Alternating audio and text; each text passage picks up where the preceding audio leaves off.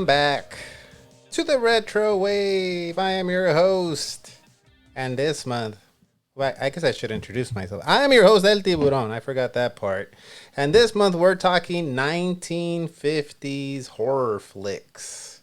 With me, I got the perfect pair, perfect tag team, if you will, to talk about 1950s horror movies. I got from the Retro Rangers and Weber Internet Thingy YouTube channels. I got a longtime friend, John. What's going on, John? Hello, Tiburon. Glad to be here, man. Thanks for inviting.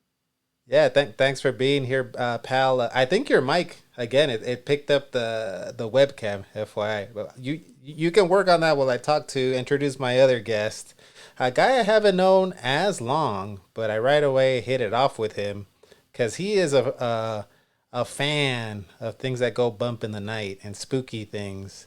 He is author, Mr. Joe Townsel. What's going on, Joe? No, there's all kinds of great things up there, Ron. I mean, primarily being here with you today. Thanks again for the invite. Uh, got a new book coming out by year's end, hopefully even sooner. Been working on it for a while. And of course, it's all horror stories. Of course, we love that stuff.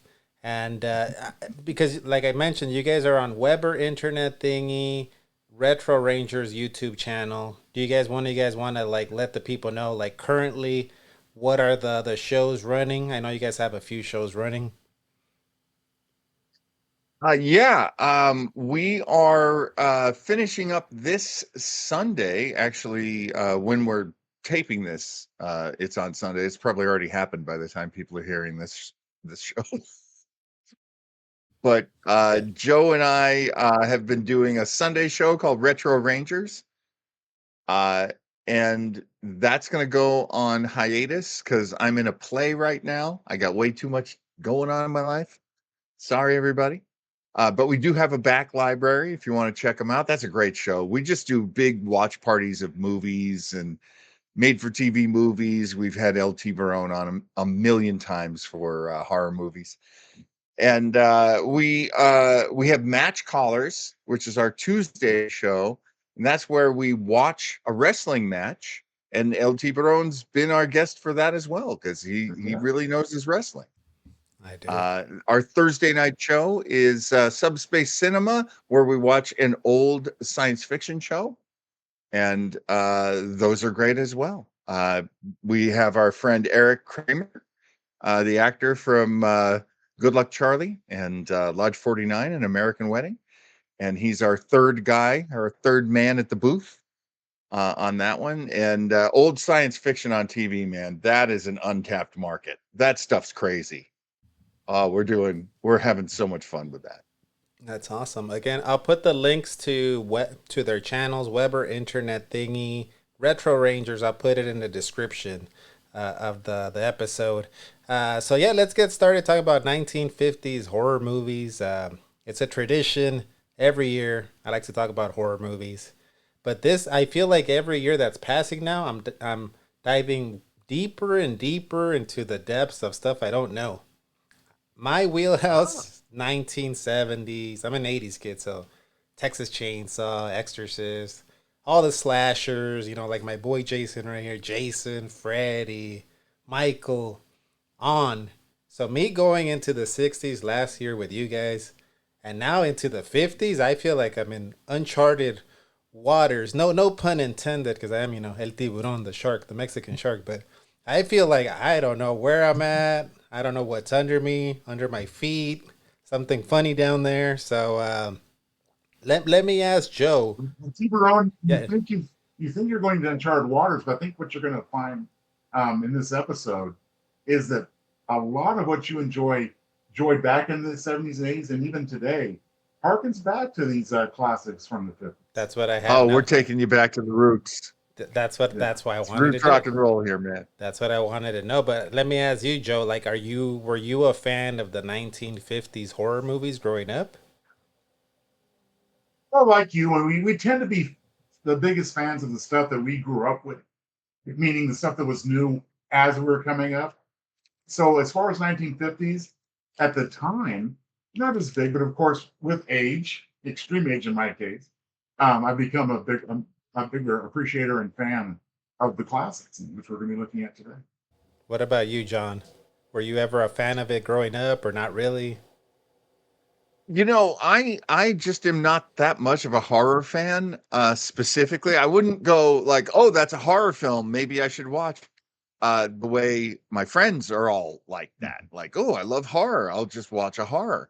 Uh, but for me, if I ran into a movie at the right time, it could even be the most unusual, fringy kind of movie, and I do have a couple of these.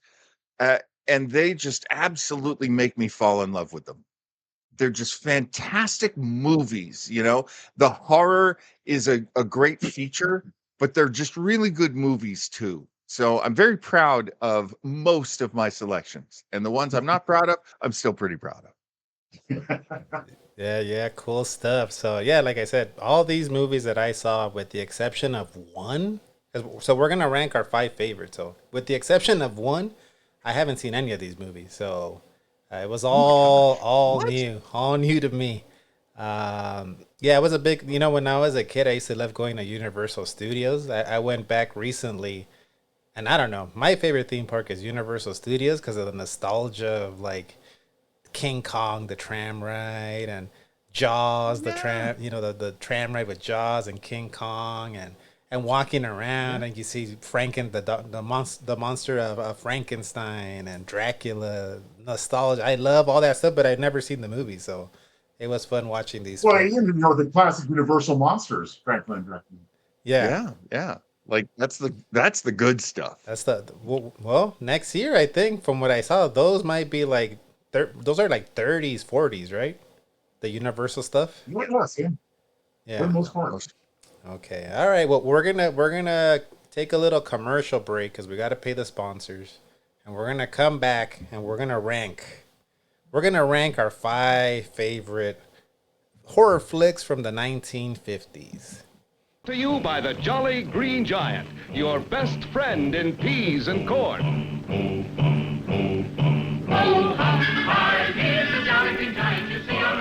Scary. He's a kaiju.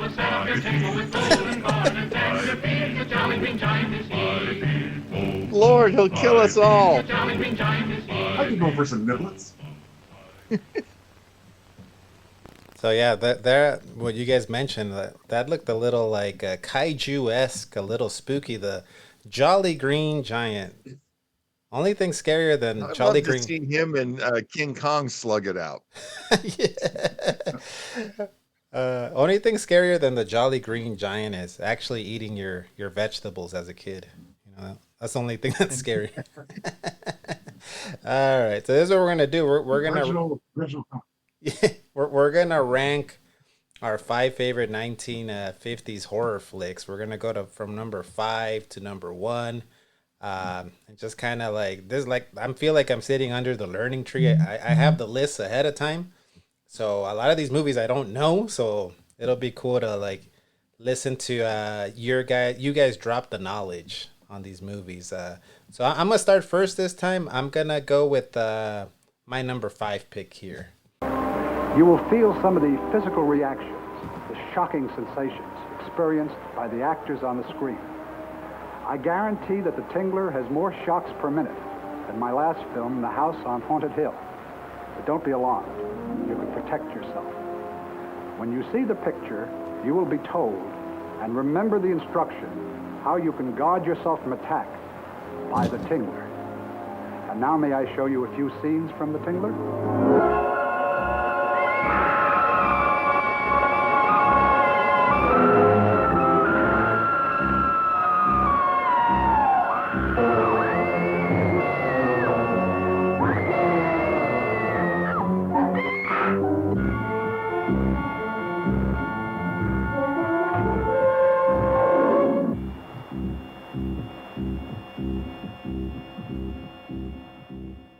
At number five, I have 1959 movie called The Tingler, starring Vincent Price.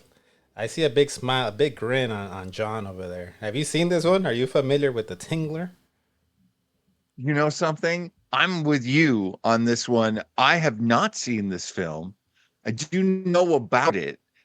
William Castle, the director, did a lot of exploitation kind of movies, and he was the character that John Goodman played in the movie Matinee. If you ever saw, Oh, I think okay. it's Joe Dante's movie Matinee, and he's got a movie about half man, half ant called Mant.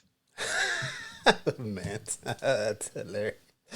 And that's not far from how William Castle worked. Like William Castle would work on these extreme levels, but they were in theaters and they were, legit movies. But no, I haven't seen it. I have to see it.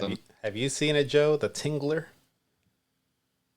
I'm going to put myself in the category of no, only because it's been so long. I mean, to me, this was a classic when I was a kid, and that's when I saw it. So it's been a long time. But I do recall that in true Vincent Price flavor. I mean, great monster, great, something just nearly gets under you, stays there. And, but I gotta say, I really miss this type of training approach where you have the director coming on screen to tell you about the movie. Yeah. Something Hitchcock, of course, did a great effect. Right. And this director as well. I love it. Yeah, I saw this for the first time, I think yesterday. It was almost not even, it wasn't going to be on my list. And I was like, this is kind of like a funny movie. Like, it's pretty funny. I got to put this because it starts off with, like you said, the director coming out like, hey, warning, you might feel something, a tingle, hey, and make sure you scream. That'll get rid of the tingler. So that's the only thing that kills the tingler in this movie, which is the tingler looks like freaking giant lobster you would see at a Red Lobster in the lobster tank. So I guess the premise of the movie is that we all have a tingler, which is like this lobster, and we all have it on our spine, and it feeds off of fear. So like the more scared you are, the bigger your tingler grows.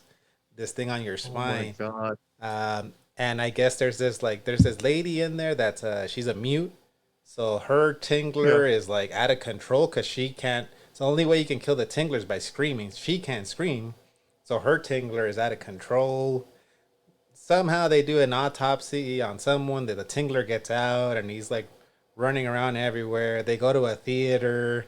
It gets into a theater while they're watching movies. And it's funny because in those scenes that it'll pause. Like the screen goes black and it'll be the director. Hey, everyone. It's okay if you feel anything on your feet, anything. It's okay. Just scream to get rid of the tingler. So, yeah, it's really funny. And, with Vincent Price, I'm not very familiar with him, but obviously I know about him because, if you're into horror, you see people. I go to the conventions, I see the T-shirts of Vincent Price. I see people with tattoos of Vincent Price, and I'm like, I can see why people like him. He's really cool. I like his vibe. Vincent Price was one of the first respected actors to go into horror movies. And he was, because, he had a great career. He was really well known, but he was very theatrical. He could be really over the top when he wanted to be. Boris Karloff, same way. If they wanted to be, they could just go balls to the wall. And that gives you so many great Vincent Price films. There's one that both Joe and I love called Theater of Blood. Oh, I haven't heard of that one. It's from the 70s, I think. 72, 73, yes. Yeah, it's early 70s, and you got to check that one out. Oh, man, that's an amazing... It's awesome. It's awesome, Tiburon. You'd love it. I got to check it out. I'm all in on Vincent Price. I can see why people dig him. Very, very... You'll never go wrong. Very handsome with the little thin mustache. Very, very tall. He looks like, what is he, maybe 6'5", around there. Tall guy. Yes. Tall, sophisticated. He had that slight English accent. He wasn't an Englishman, but he did have a very nice accent. Yeah, dug this one, the Tingler. Of course, a lot of our younger viewers would know him from the narration in Michael Jackson's Thriller. Oh, he's the narrator? I did That's it. him. That's Vincent. He's the voice that comes in during the song Thriller. Ah, He also is in oh my gosh, the one with the kid Edward Scissorhands. he's a narrator in that too.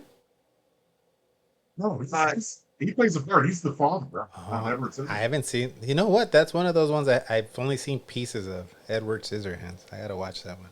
Oh, But hold oh on. no, that's another one you're gonna. But Carson wants The to thing about chime. Vincent Price was that he always had that great droll humor.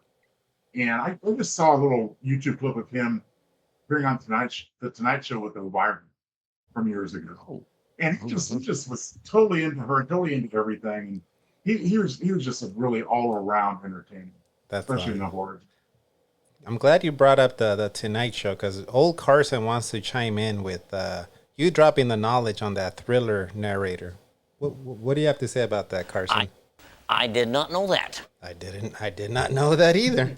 That's a little tip, a little knowledge for you guys out there. But yeah, it was my number 5 pick. It's a fun movie, very like silly, and he does ham it up. Vincent Price in this movie, he hams it up in one of the parts. oh yeah, yeah.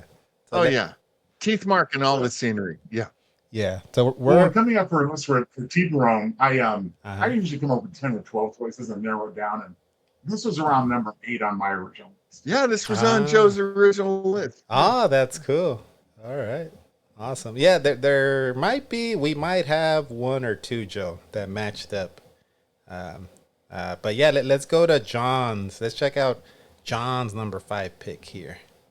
Surging up from the depths of the sea on a tidal wave of terror to wreak vengeance on mankind. Godzilla, king of the monsters. It's alive, A gigantic beast stalking the earth, crushing all before it, in a cyclonic cavalcade of electrifying horror.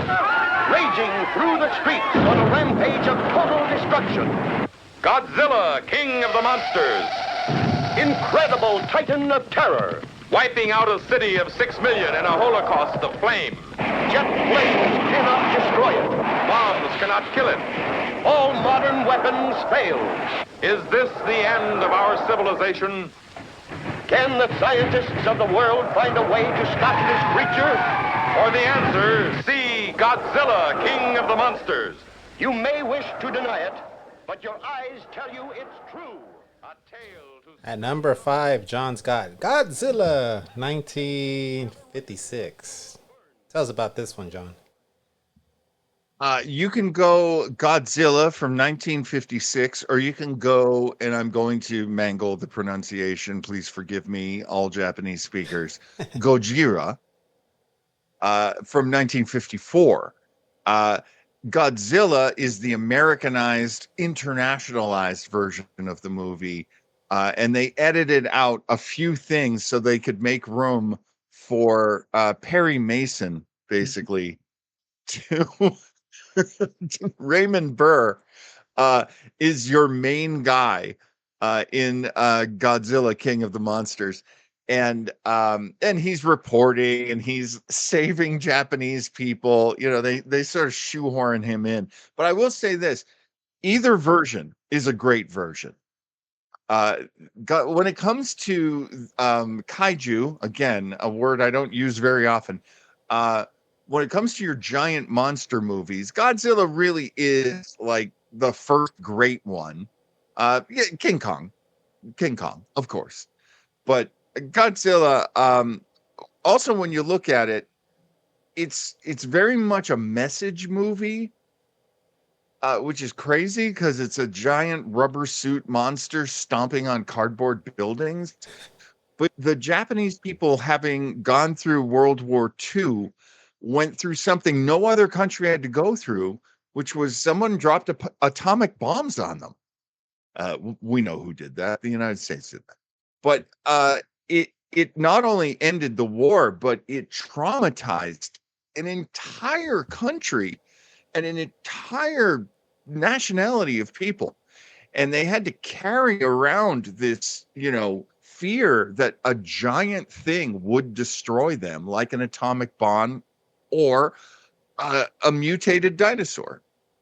I also want to say, because people might be wondering, Godzilla Minus Zero, the most recent Godzilla movie, I love it. It's one of my favorite movies of all time. I've watched it dozens of times already. But you got to go back to the old one at some point. You got to go back to the origin and see this first version. It's wild. It's crazy what you're watching. And the story behind it, I think helps. I think it adds to the story on the screen, which is also really good. Any thoughts on this one, Joe? Godzilla. Absolutely. I mean, a lot of the same observations as John, of course. John, correct me if I'm wrong. I don't think I am. But in addition to what you're saying, Godzilla was born of nuclear attack. I mean, he was the result of nuclear bombs falling, and it started a whole subgenre in horror where basically we're afraid of what the bombs are going to do to us as far as wreaking havoc with the environment, with the creatures that live within it. And there's a lot that follows from this movie. So it definitely is a pioneer in that sense. And, Point. I don't know if it's a coincidence, but, further following the World War II allegories, I have to wonder if it's a coincidence in the description in this trailer if we are referring to a Holocaust of 6 million citizens. Interesting. I didn't catch that. Wow, good catch, Townsel. Well, thank you, Captain, and Captain John. I mean, yeah, so a lot to unpack here. I mean, yes, of course, execution is very, very 50s and very rubber suit and miniature buildings being destroyed. Black and white. Black and white, of course. And there's a lot to follow with this. There's no shortage of Godzilla and Godzilla-related monster movies. So they're always a great time. Check them out. Yeah, I haven't seen a whole lot of Godzilla movies. The first one I ever saw was that Matthew Broderick one, the 1999, which kind of like deterred me from watching the other. I was like, oh man, Godzilla sucks. I was like, Godzilla sucks. But it was just that movie sucks. Because I saw that Godzilla -1, I think it's called. Man, that movie's awesome. Really, really good. You know what? It reminded me of Jaws. It reminded me of Jaws for some reason. Godzilla minus a little bit. Yeah. Well, it's very sort of naturalistic in how human beings are reacting to it. Yeah. And that's a little more operatic and a little more theatrical in the 50s version. It's just the, people putting their hands up in front of their faces and screaming up into the sky. There's a lot of that. But what is behind the 50s movie and what is very much on the screen in Godzilla -0 is the social aspects of what a broken country Japan was for a long time after those bomb blasts, and how hard it was to get back together, to raise the country back up. There's a lot about post-war lack of morale and feeling betrayed. And any country can feel that way, especially after a war. We were lied to. Things were done that we did not want done, and we suffered the consequences. And so that story is very much in these Godzilla movies and really, really worth watching. Yeah, got to check it out. All right, well, let's check out Mr. Joe Townsel's number 5 pick here. Let's see what he's got.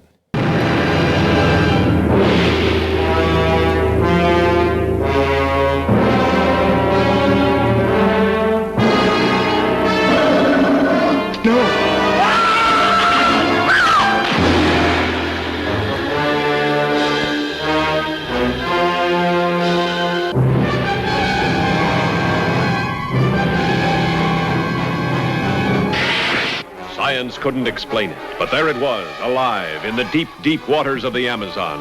A throwback to a creature that had existed 100 million years ago, immensely strong and destructive. A woman's beauty, the bait that brought it out of its lair. See underwater thrills never photographed before. See titanic underwater battles never dreamed of before in this most terrifying of the science fiction adventures.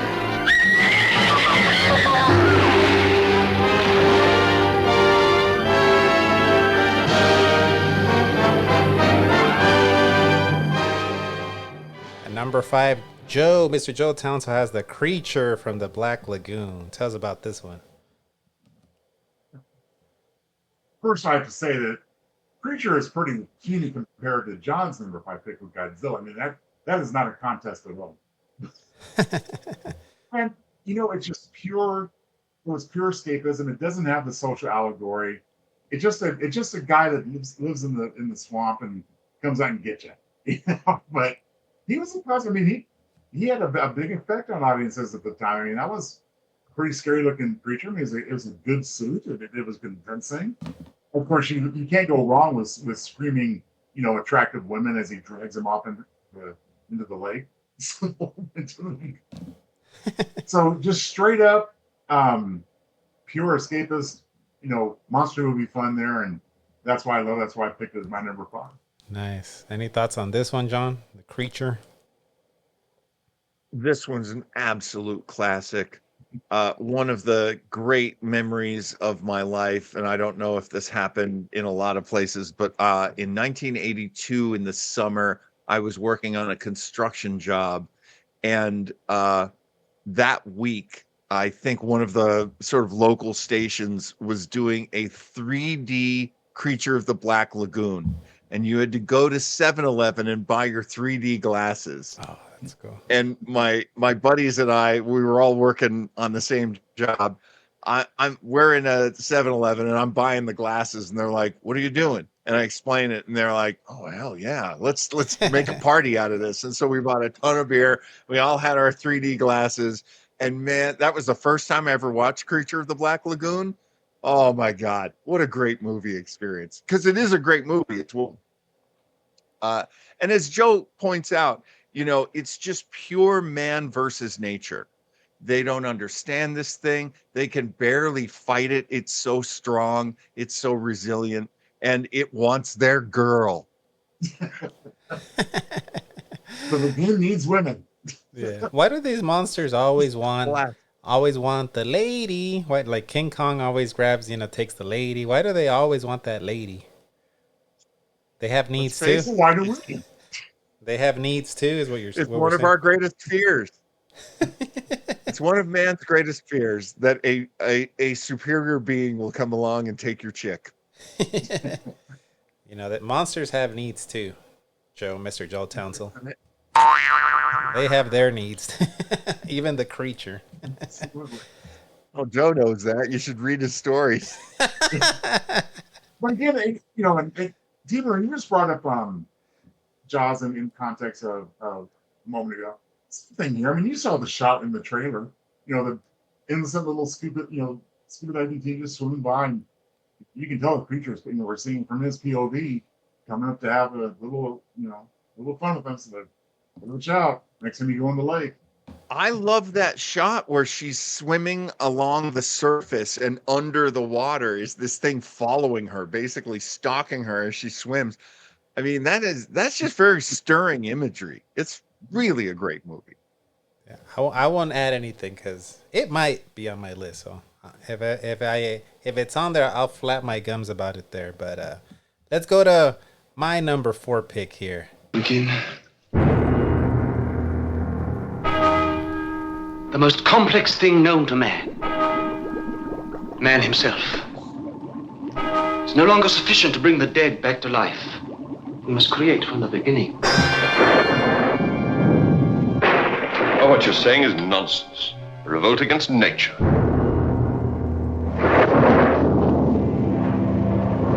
We hold in the palms of our hands such secrets that have never been dreamed of. Won't you understand you're in real danger? What Victor is doing is dangerous to everyone in the house. Then what are you trying to tell me, Paul? That Victor's wicked? Insane? This can never end in anything but evil. It's what I've done that counts. I've created a being. Stop what you're doing before it's too late. Don't be after me.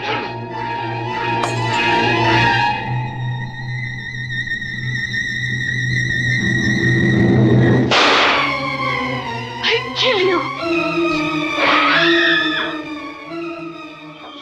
At number 4, I have 1957's The Curse of Frankenstein. I had to watch a Frankenstein movie because I'm a big fan of the Frankenstein monster. Just the look of that Karloff Frankenstein. That's why I'm looking forward to getting into the 40s and 30s. But this one's obviously a different look for him. He looks a little like gross, like zombie like. I don't know the actor that played him. But yeah, The Curse of Frankenstein, 1957. Peter Cushing, that's another guy just like Vincent Price. I always hear his name. I always hear Peter Cushing, but I'm not familiar with him. But another guy I'm in on. I like him as an actor. He's cool. He plays the Dr. Frankenstein in this one, and really, like, there's a lot of kind of gore in this. It's kind of gross because he's like collecting body parts. Like he gets eyeballs from somebody.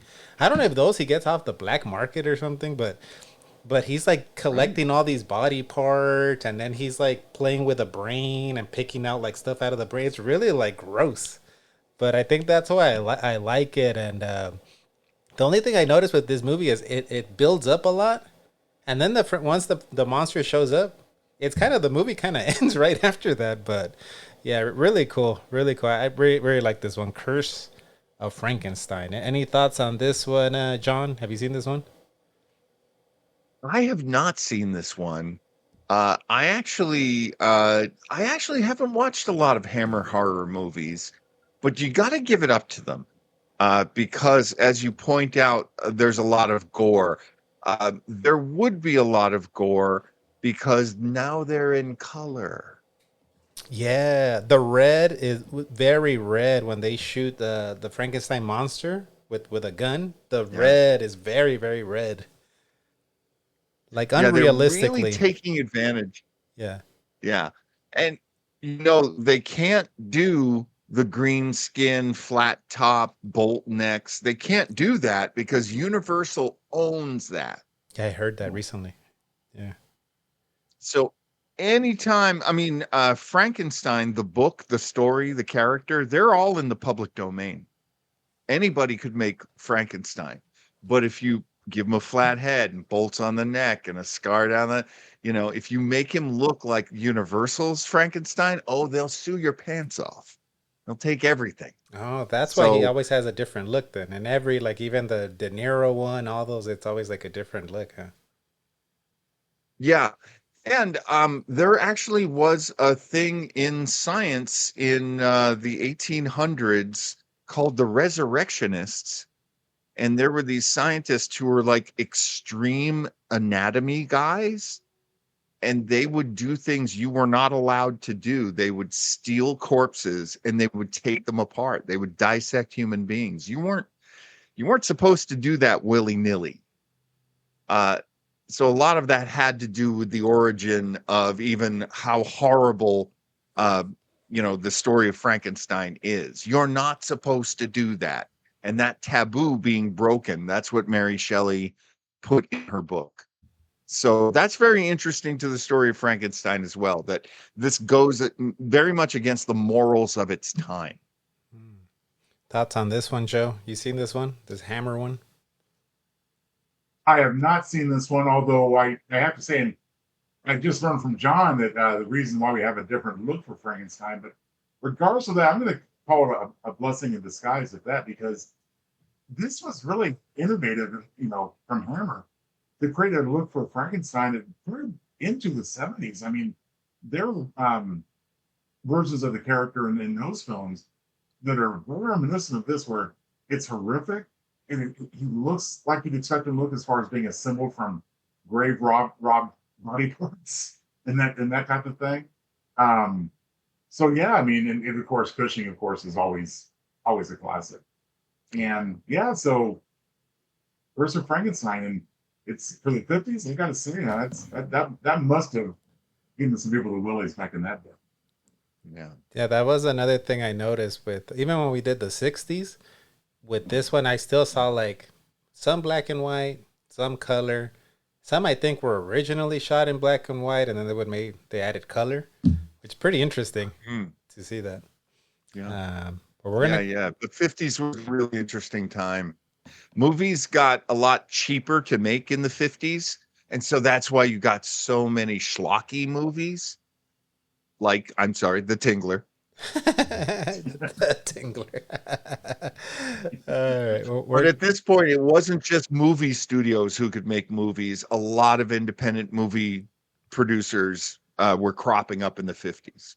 Nice. Well, you saw a lot more sensationalism in films going into the 50s and through because they're competing with television. Nobody wanted to leave their house. They just want to stay home and watch TV. Yeah. That's right. So and they could watch the classic Universal movies at that point on TV. Oh, were those on TV already? Like the 30s horror movies? You would hear references to the Late Show, the Late Show. Yeah, that's when a lot of those classic movies were being shown. They'd be shown at night, 11 p.m. after the news, something like that. Yeah, for the application of those that are younger now, we're not talking about late night talk shows, which you currently know. We refer to the Late Show. Back then, the Late Show was usually a scary movie late at night, around the midnight hour, and that was a good way to go to sleep.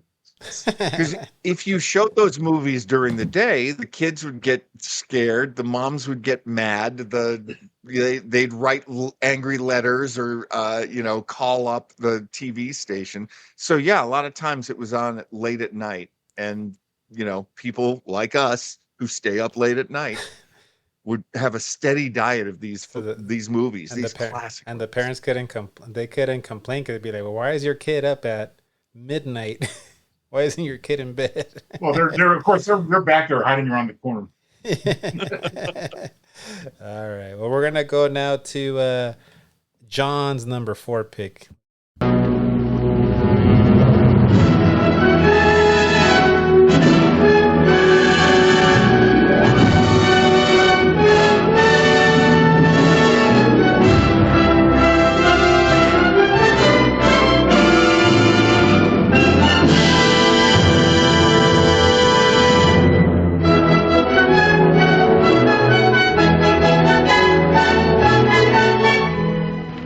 She might get kind of lonesome when that soldier boy of hers gone.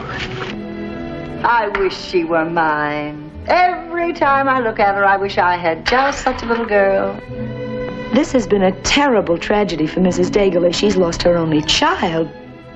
That know-it-all Monica Breedlove. I don't think nobody knows anything but her.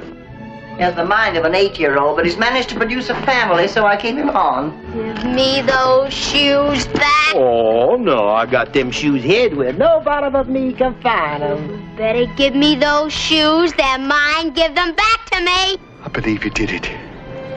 What do you give me if I give you a basket of kisses? I'll give you a basket of hugs. I'll miss your hugs.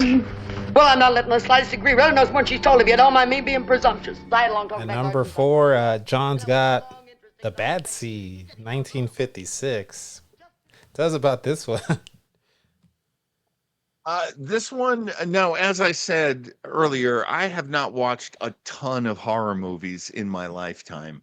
I have, however, seen this movie and seen this play, and I did see it on a lot of lists as I was researching, and I thought, they've got a really good point. This is a horror movie, and also I want to suggest, if you ever want to sit down and watch a horror movie with a date or with somebody who's not into horror movies, this is a really good one.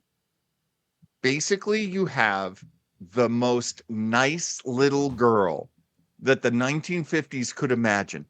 She's got blonde hair and braids, and she wears girly dresses and saddle shoes, and she's just as feminine and as girly as she could be. And she is an absolute cold-blooded murderer. And there's a lot of conversation and a lot of wrestling with, can someone be born evil? Or can they be saved? Are they salvageable? Or are they just an absolute psycho? And so we've had movies like Orphan and The Omen and lots of movies about a kid who's just bad, just absolutely bad. And we understand that that's possible. But in the 1950s, they didn't get that. that was mind-blowing to them, that this little girl could be evil. And so it was a really famous novel, and then it was a really, really successful play on Broadway. And then they took the Broadway cast, pretty much everybody from the Broadway cast, and they put them in the movie. And the movie's just terrific. It's just, you know, you keep waiting for the end. You keep hoping that the end will bring some justice. And I'll tell you this, in the movie, it does, but it shouldn't, because in the play, it didn't. I don't know. Watch the movie and then look up the play. Look up how the play ended. That'll blow your mind, which hopefully has already been blown by watching this incredibly evil child and how people just can't quite figure out why or how she's evil or how they can stop her.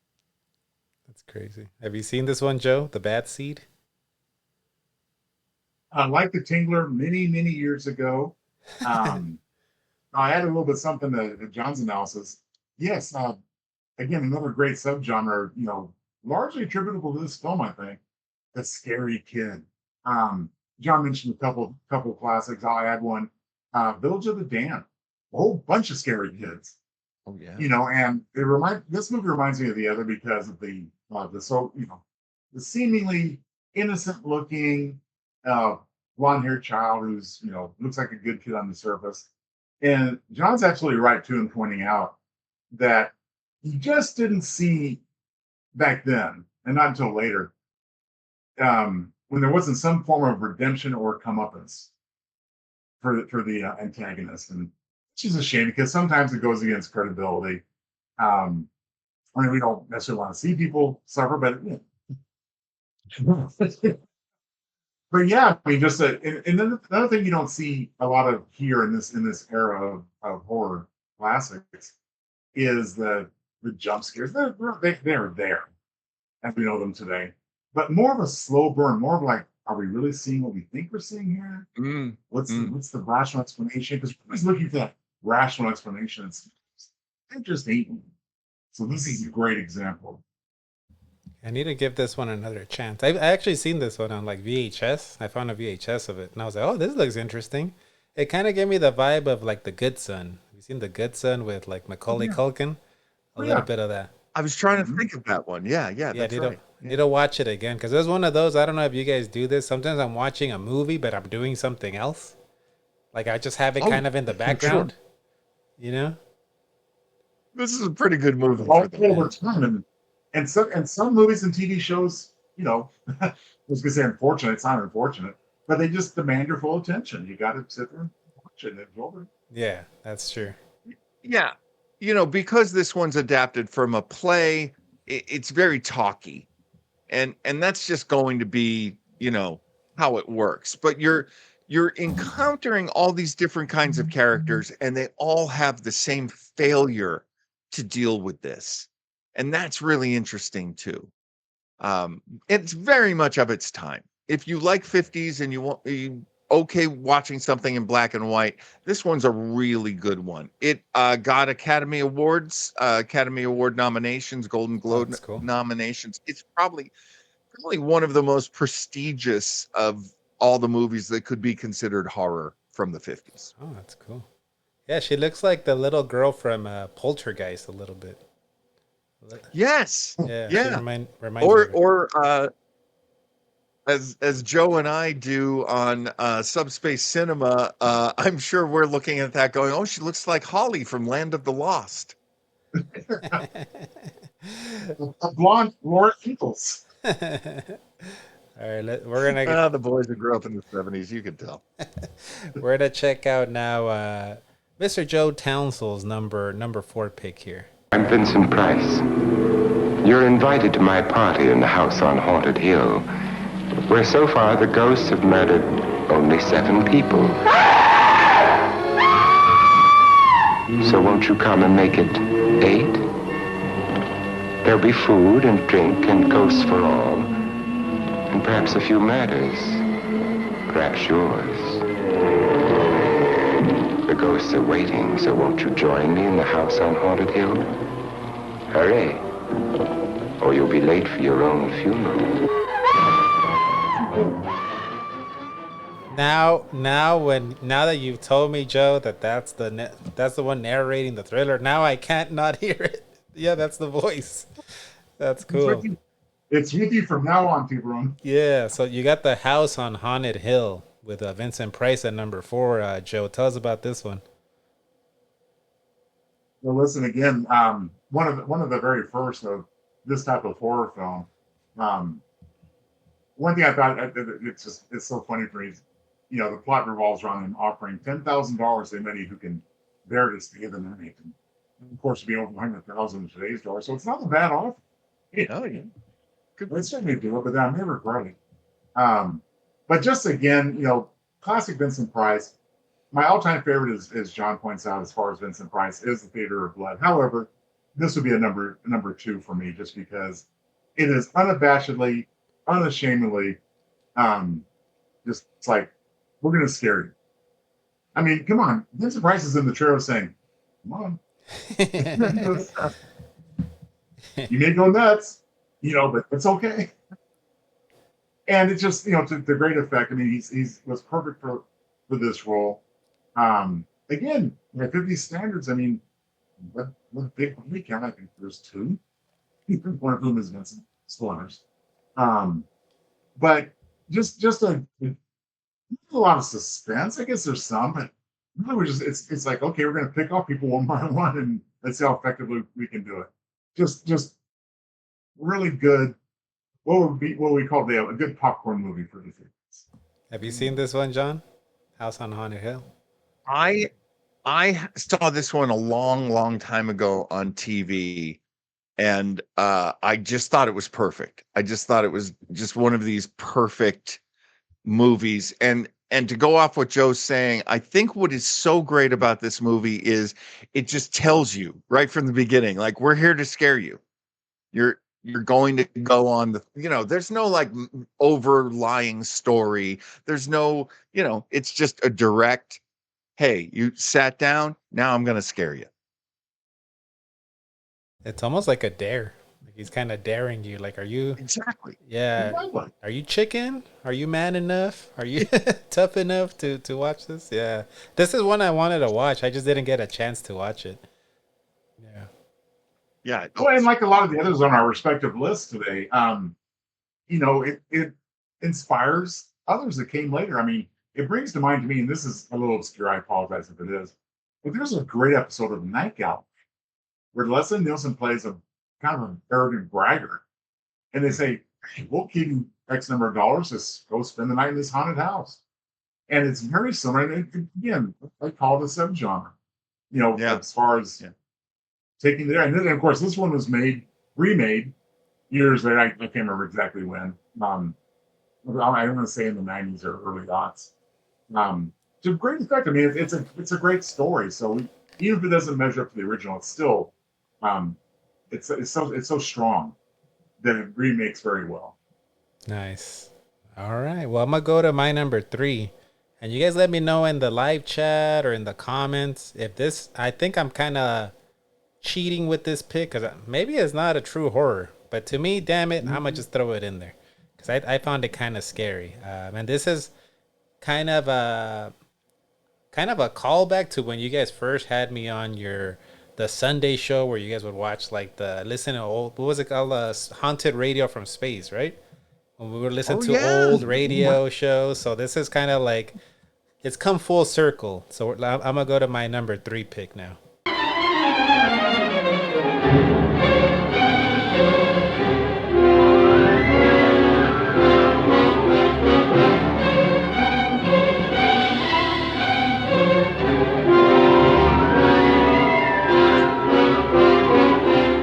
This could be the beginning of the end for the human race.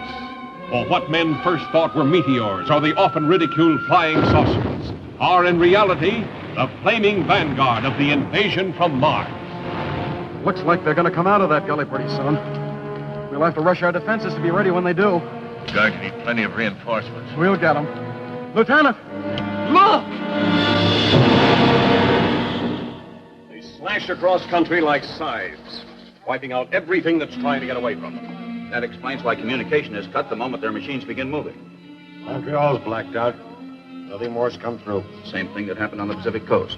Anything from them yet? No, Mr. Secretary, we've had nothing from San Francisco for over 5 hours. The nations of the world mobilize their armed might, rushing to defend the Earth against the unknown weapons of the super race from the Red Planet. Is there nothing that can stop the Martian death machines? Guns, tanks, bombs. They're like toys against them. We know now that we can't beat their machines. We've got to beat them. All over the world, human beings cower before the onslaught of these unearthly enemies, whom no one has ever seen. Panic that sweeps around the globe as the great masses of mankind flee blindly in a headlong stampede of hysteria.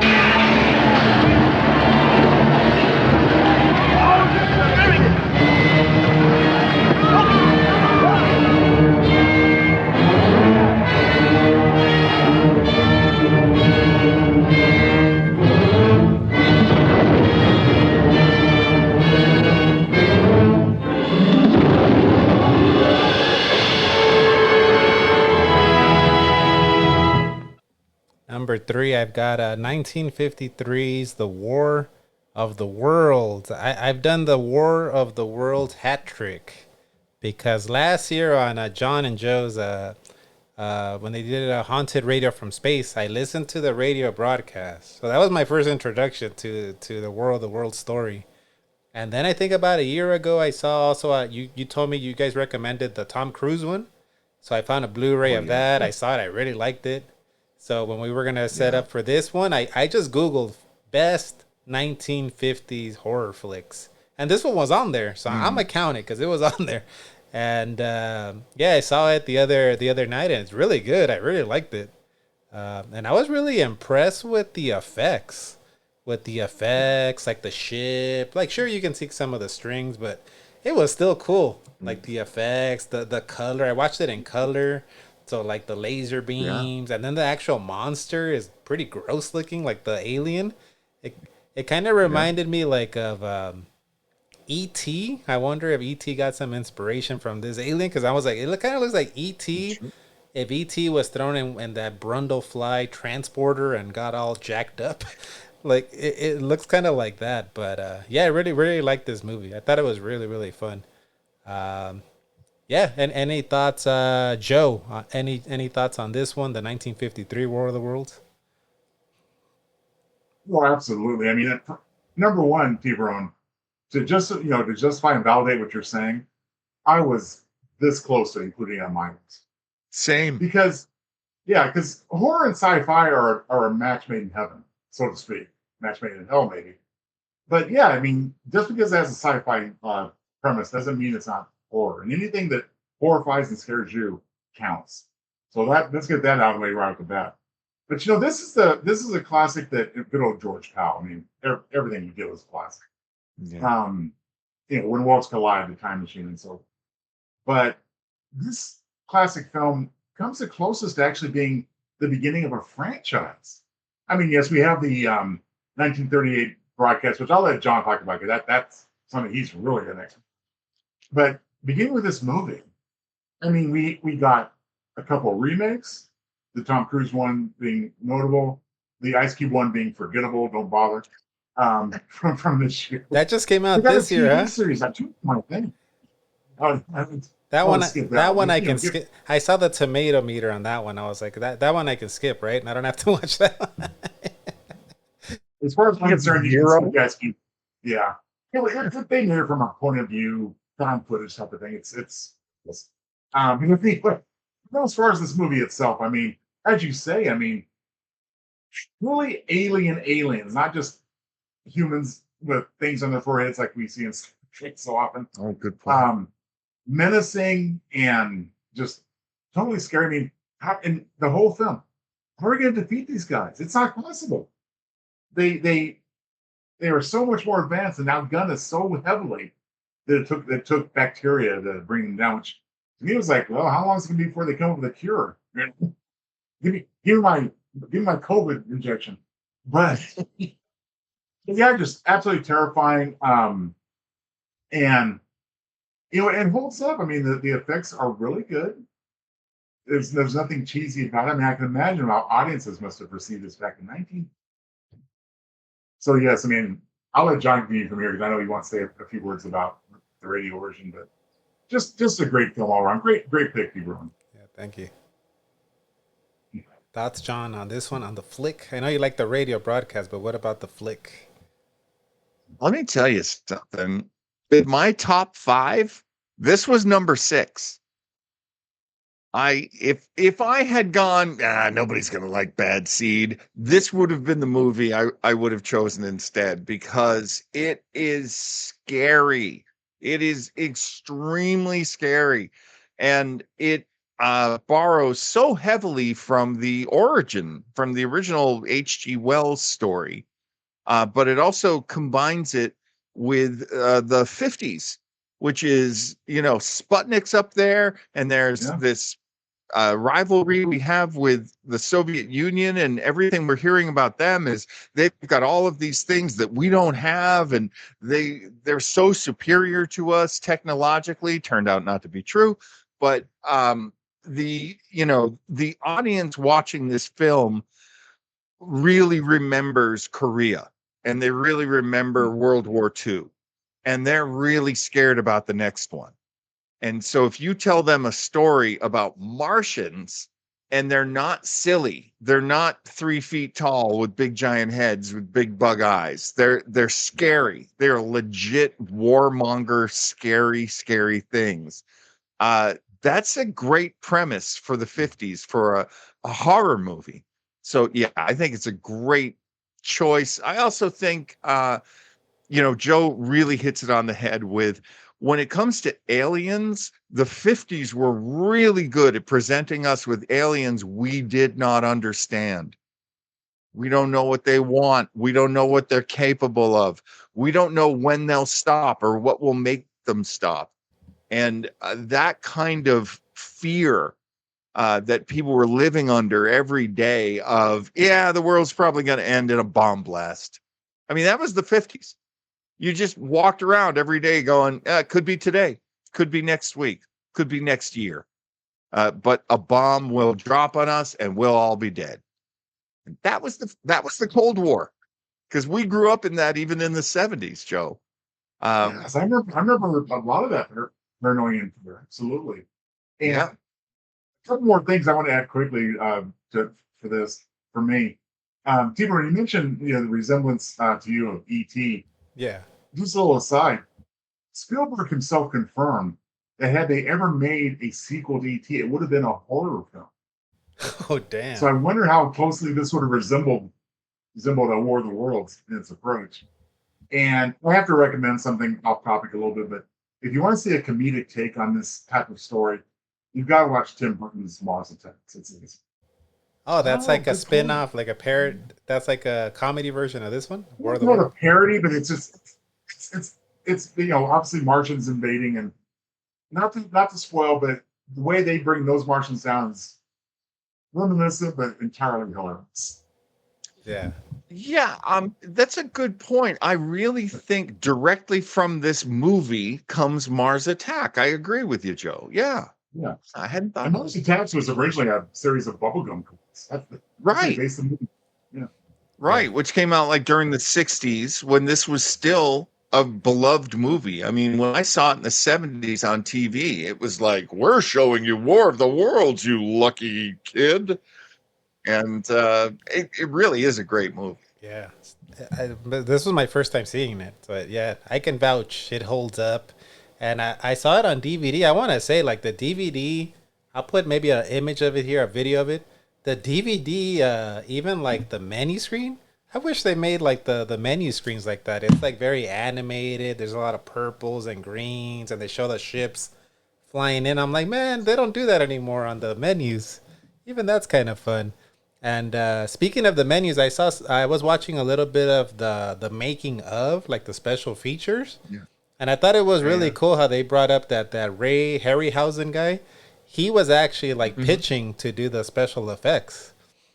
Like he even created a video of the alien, what the alien was gonna look like kind of that claymation stop motion thing. He was gonna be like an octopus, and he was trying to pitch, but they give it to that old pal George Powell. They give it to him instead. Well, and which is great because one thing, getting back to the point of it being truly alien. I mean, think about it.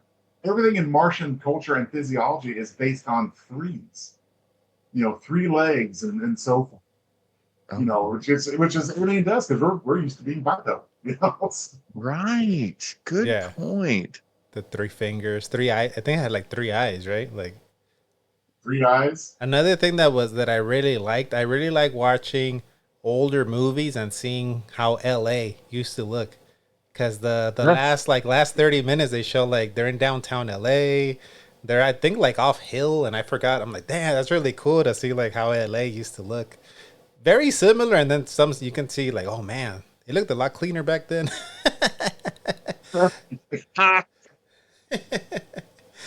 Yeah. Goes back lots. Very slick. Yeah. Oh, it's always so great to watch the old stuff, and they're just like, Los Angeles. You're just like, oh, yeah, I've seen it from this angle before. They're shooting from the Griffith Observatory. I've seen this. Yeah, I love seeing like I used to love watching like the gangster ones from the like me. I don't know if you guys have heard of Mi Vida Loca and like Blood In, Blood Out and all those movies. I used to love just seeing like LA from back in the 80s. Yeah. Oh yeah. Oh geez, yeah. I forgot that there'd be people like just seeing that for the first time. Yeah, I remember watching those movies before I moved out to LA and just being like, oh, okay, that's what it looks like. All right, yeah. Yeah. All right. Well, we're gonna go now. Tiburon, have you ever seen just quickly, and this is apropos to nothing. Have you ever seen Repo Man? The Repo Man? No. You're not talking about WWF wrestler Barry Darso, the Repo Man? No, not him. It's called Repo Man. It stars Emilio Estevez and Harry Dean Stanton, and it takes place in LA in 1980, I think, or 81. And you'll love it. You'll love it.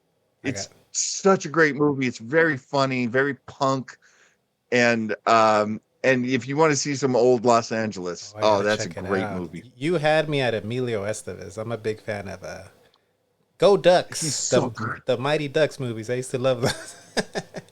oh, this was like one of his first movies, and he is so good. You've just absolutely got to check it out. You'll love this movie. I'll check it out. Well, we're gonna go now to John's number 3 pick. Let's check out what John's got here at number 3.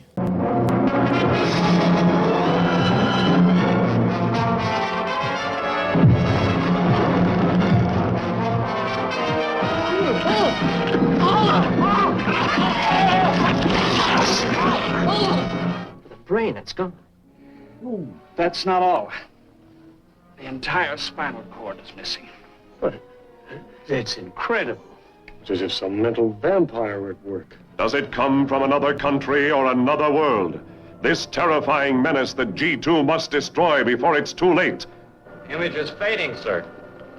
There it goes again. Same trouble. How can they stop this invisible force whose only warning is a weird, blood-chilling sound?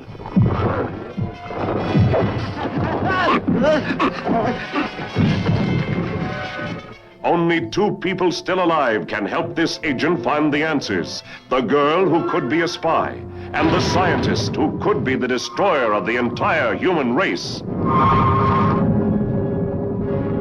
We're facing a new form of life that nobody understands. I believe it feeds on the radiation from your atomic plant, and that it's evil.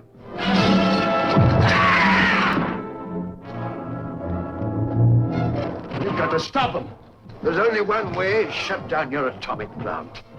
If I can get through, I can blow up the control room.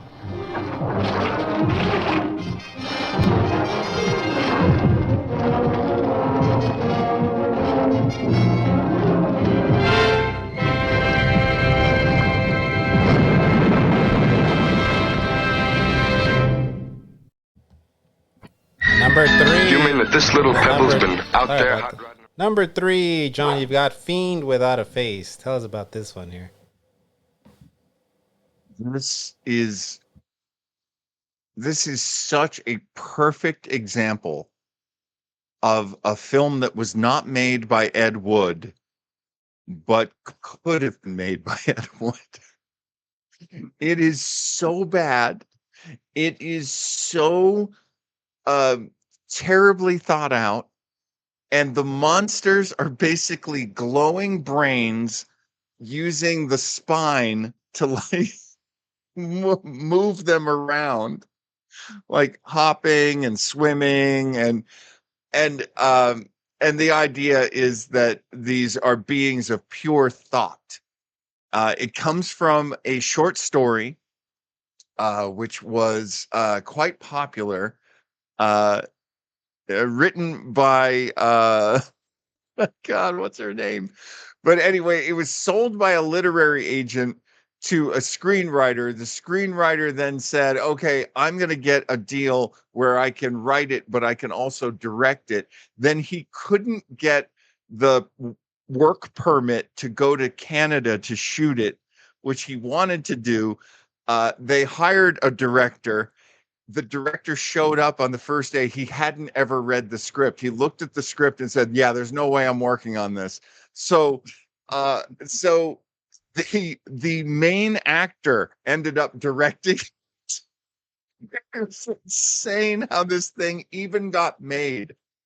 But the good parts of the story are it follows no rules.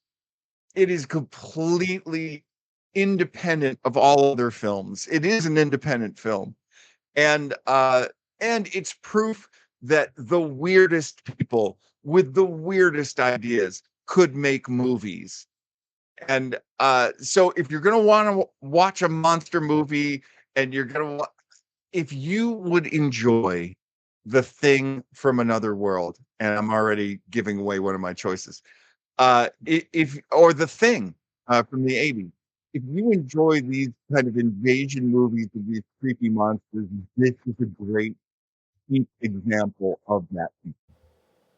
So I say you're going to love this movie, and everything about it is so cheap and so like, well, this looks like it might be terrible. It's not terrible, but it's not great. If I've ever heard an endorsement for a movie, that's it right there. It's a good endorsement. Have you seen this one, Joe?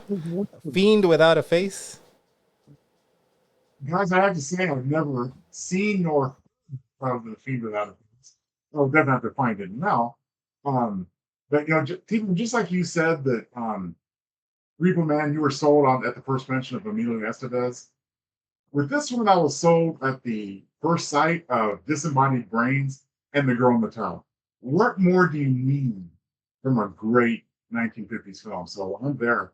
But I can definitely see what John's talking about, having, going in fresh. I mean, good, wonderful, cheesy monsters you need.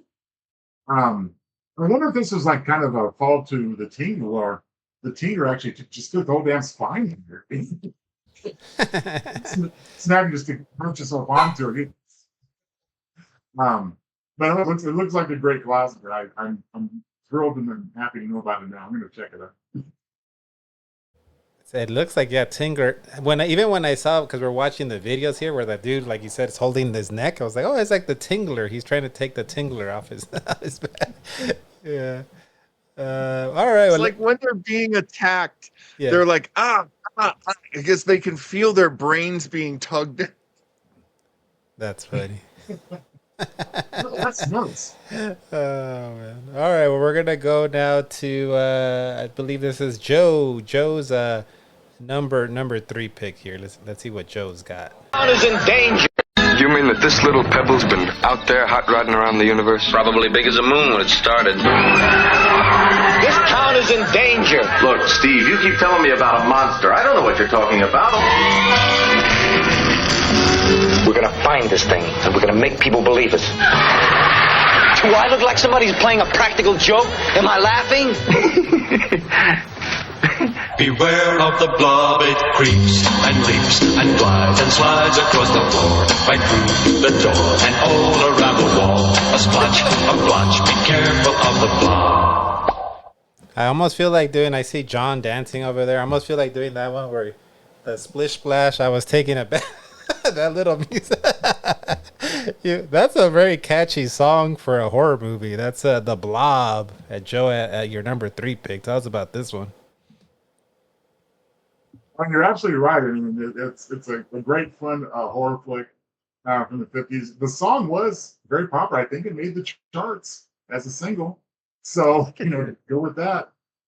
I mean, what more can you ask from just a great, simple premise, really? I mean, blob monster comes from outer space, eats a guy's hand, lives in the woods, and he's off and running, going after the town. And starring, of course, a young Stephen McQueen, not Steve McQueen as he was later known. Tiburon, that's not a familiar name to Stephen McQueen was huge later on in other movies and his own TV series, Wanted Dead or Alive. And just a great, he died too young. He died when he was in his early 50s, I believe. Yeah.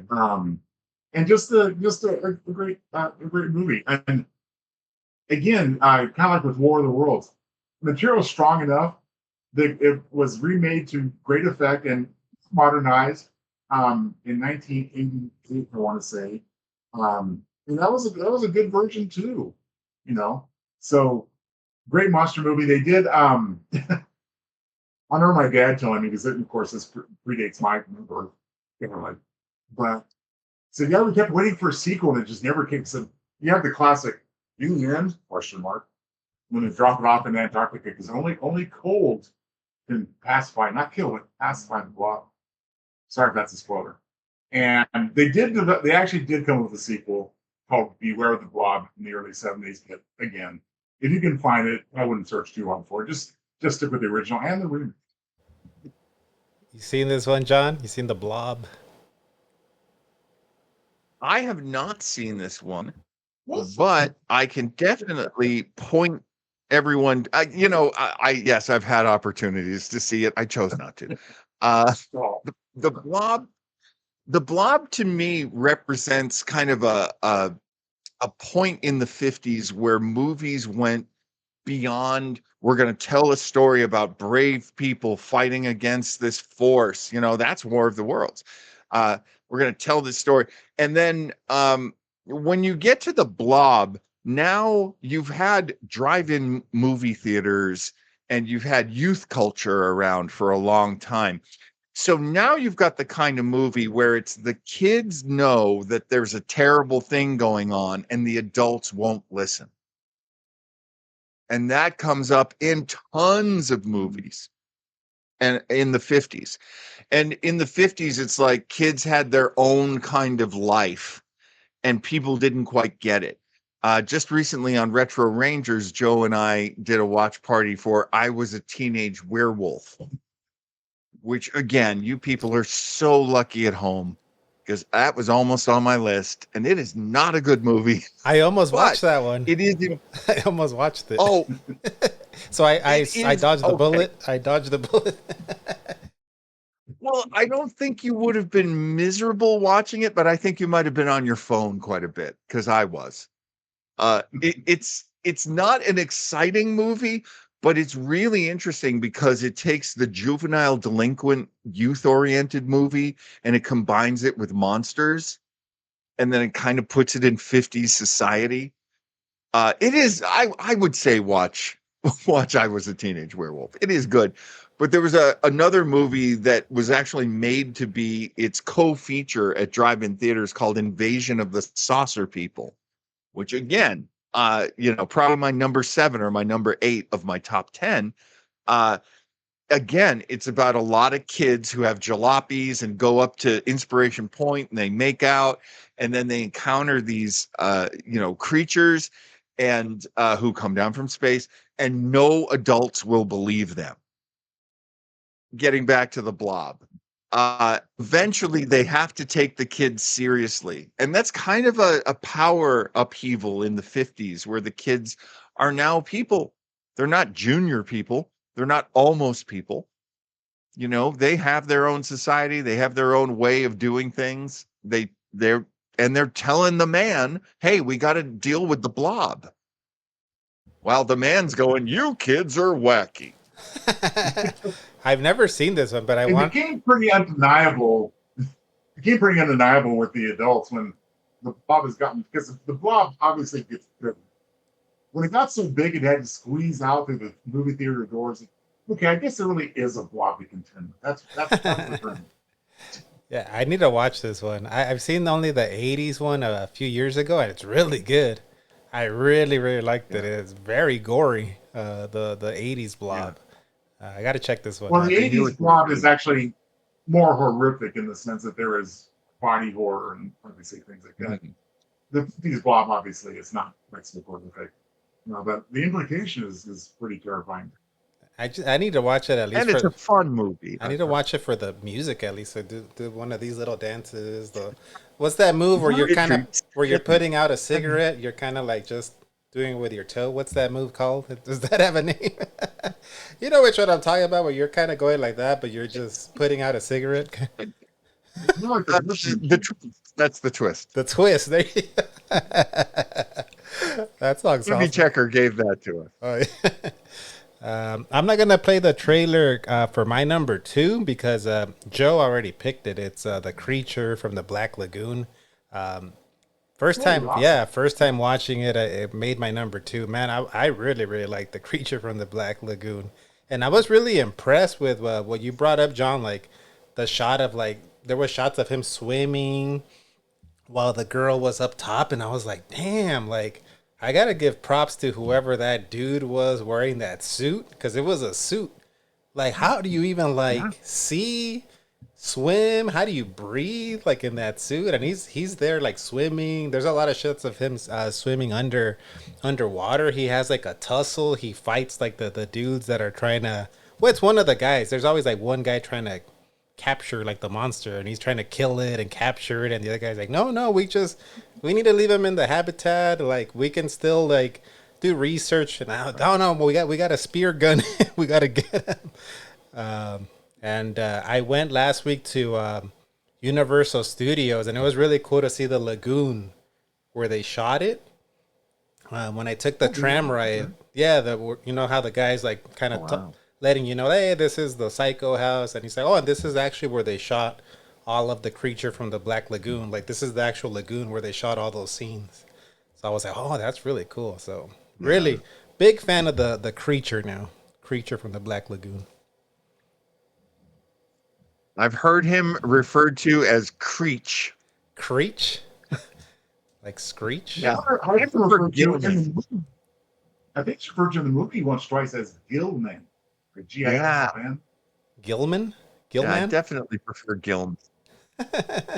Which gills? Gilman. Yeah, this was one that He has these little gills for ears, doesn't he?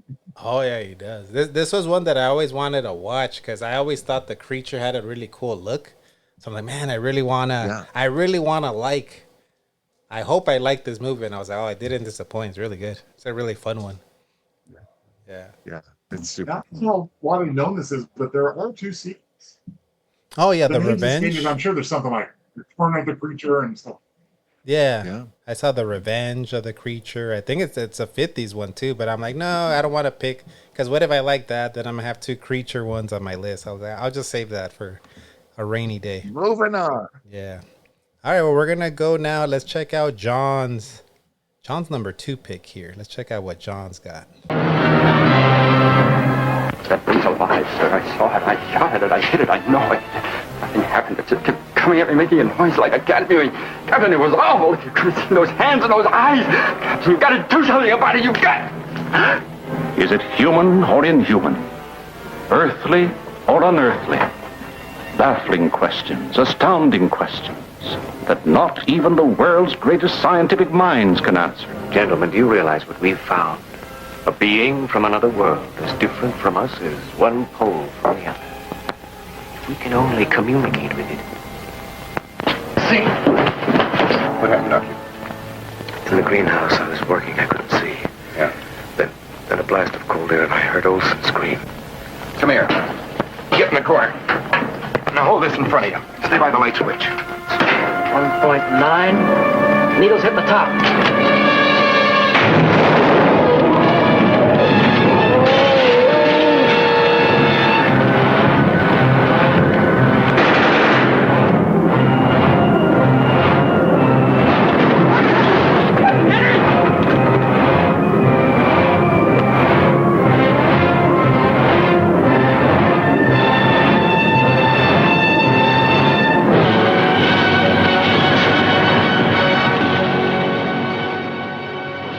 Number 2, John's Got the Thing from Another World. Tell us about this one. This is the premiere. This is the #1 dealing with aliens movie from the 1950s. I think so, in my opinion. And what I love about it so much is there's this great filmmaker, Howard Hawks. Now, if you don't know the movies of Howard Hawks or how they've affected you, I can tell you. If you like movies from Martin Scorsese, from Quentin Tarantino, from Robert Altman, you like Howard Hawks because they all studied him. And Howard Hawks was a fantastic director in terms of timing and dialogue and human beings, just regular human stories. And so the first time he does something with science fiction and horror in it, it's amazing how good it is.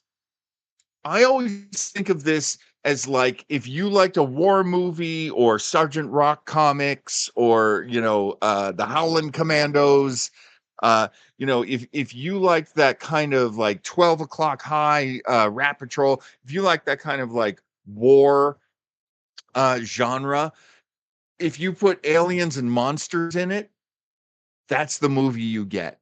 And I absolutely love it. Everything about it feels real, feels very real to that world.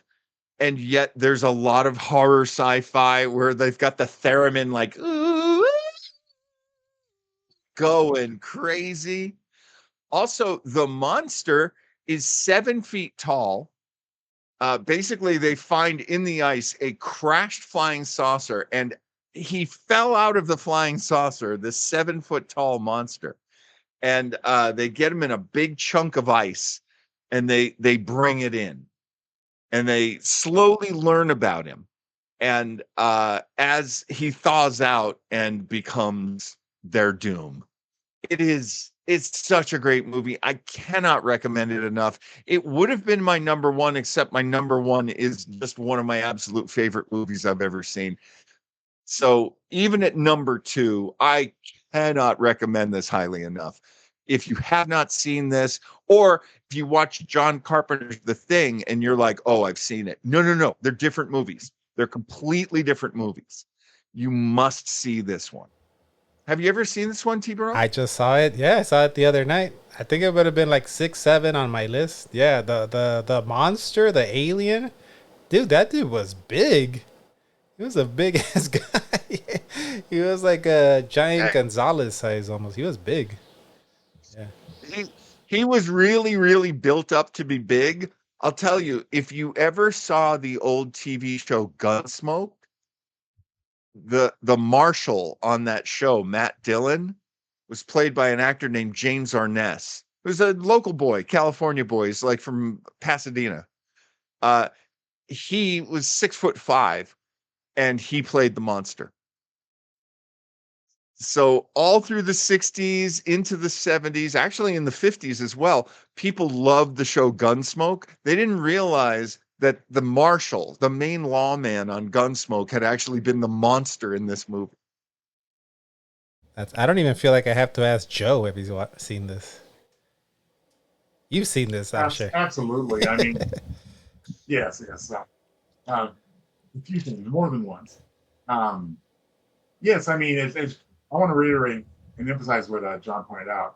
If you've only seen the John Carpenter remake, I'm not even going to call it a remake because it is so very different in tone and execution. Completely. Well, and give me another example. They made yet another version not long ago called The Thing.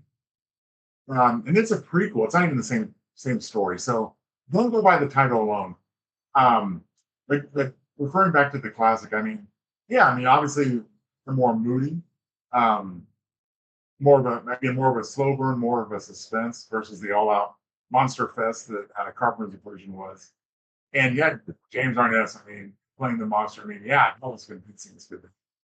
When they can get an actor and not have to rely so heavily on special effects, especially these days with CGI and whatnot, it's all the more terrifying. It's all the more impactful. And this was, being secluded down there in Antarctica, and we don't have ourselves to protect ourselves. Oh, just real good claustrophobic type thing. I always think that the movie Alien 3 was trying to do this. They don't have the kind of weapons it would take to fight this thing off. They're just like in this secluded base. And yet they've got to scrape up everything they can to try to fight this thing. And they don't all make it. I'm noticing a trend with different iterations of a movie, and the most recent one being a stinker. War of the Worlds, Ice Cube, and now whatever that last thing one was. I was noticing that trend. That's a good point. That's a good point, because a lot of the movies that we're choosing from the 50s, as Joe said at the beginning of this broadcast, a lot of what you love was drawn from stuff much earlier. And they were doing that in the 50s, just like they do that now. They were going, oh, hey, 20 years ago, people were going crazy for the War of the Worlds radio show. Let's do a movie about it.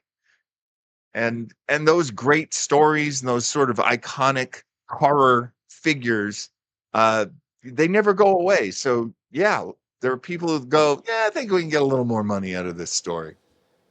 Yeah. Well, there's a lot of talk these days about making TV and films for the modern audience. And, that's always been the case. When you make it for the audience, and whatever the audience has to be at that time, that's what you're trying to appeal to.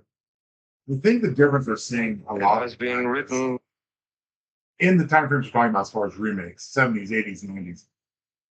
They said, okay, we have a great movie here. How do we expand on it? How do we take it in a different direction? How do we do something to make it appealing to a modern audience? Because if we just give them a straight up remake, it's going to be inferior. Because just by the definition, it's something we've seen before. And unfortunately, I think what we're seeing in more recent years is that we're going to go strictly by name and brand recognition to attract people. Yes. Yeah. And that doesn't make for a good film or TV show. So the Ice Cube one was straight to that trend. The Ice Cube one didn't even go to theaters, right? Wasn't it like on Amazon or something? Amazon Prime? Straight to Prime. And it sat on the shelf for 3 years. Damn. So, I don't want to knock 3 years. Should have gone straight to the dumpster, it sounds like, instead of Amazon Prime. Hey, Ice Cube got a nice check, I'm sure. Speaking of movies that have been remade, we're going to now go to Mr. Joe Townsel's number 2 pick. Let's check out Joe's number 2 pick here. Will everyone in the theater hold on firmly to his seat, please?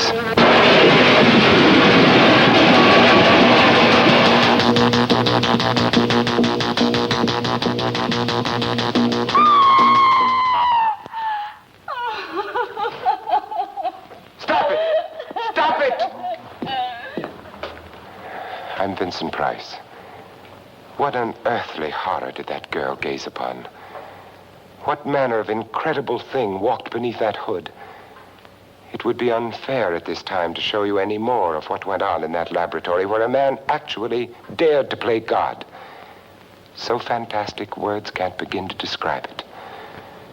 You must see it with your own eyes to believe it. When the fly comes your way.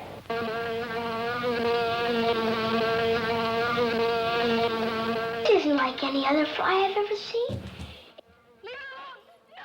At number 2, Joe's, you've got The Fly, the original Fly, as he tries to swat a fly. Right now.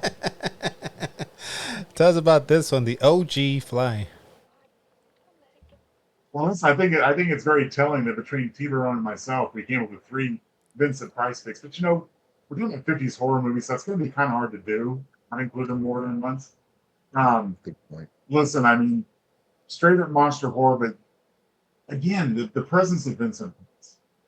He was not the Fly, like he's in supporting role. But for the time, truly horrifying stuff. I mean, to me, much more effective. And again, we're assuming that you've seen these or minor spoiler. I mean, the shock of taking off that hood and seeing those great big fly eyes and that big hairy fly head, but even more than that to me was seeing the poor little half man, half fly creature in the spider web. This guy was coming. It also fits in that category again. That you take a great classic film from the 50s, and in the 80s, we're going to do this again, but we're going to expand on it. We're going to give it a new take.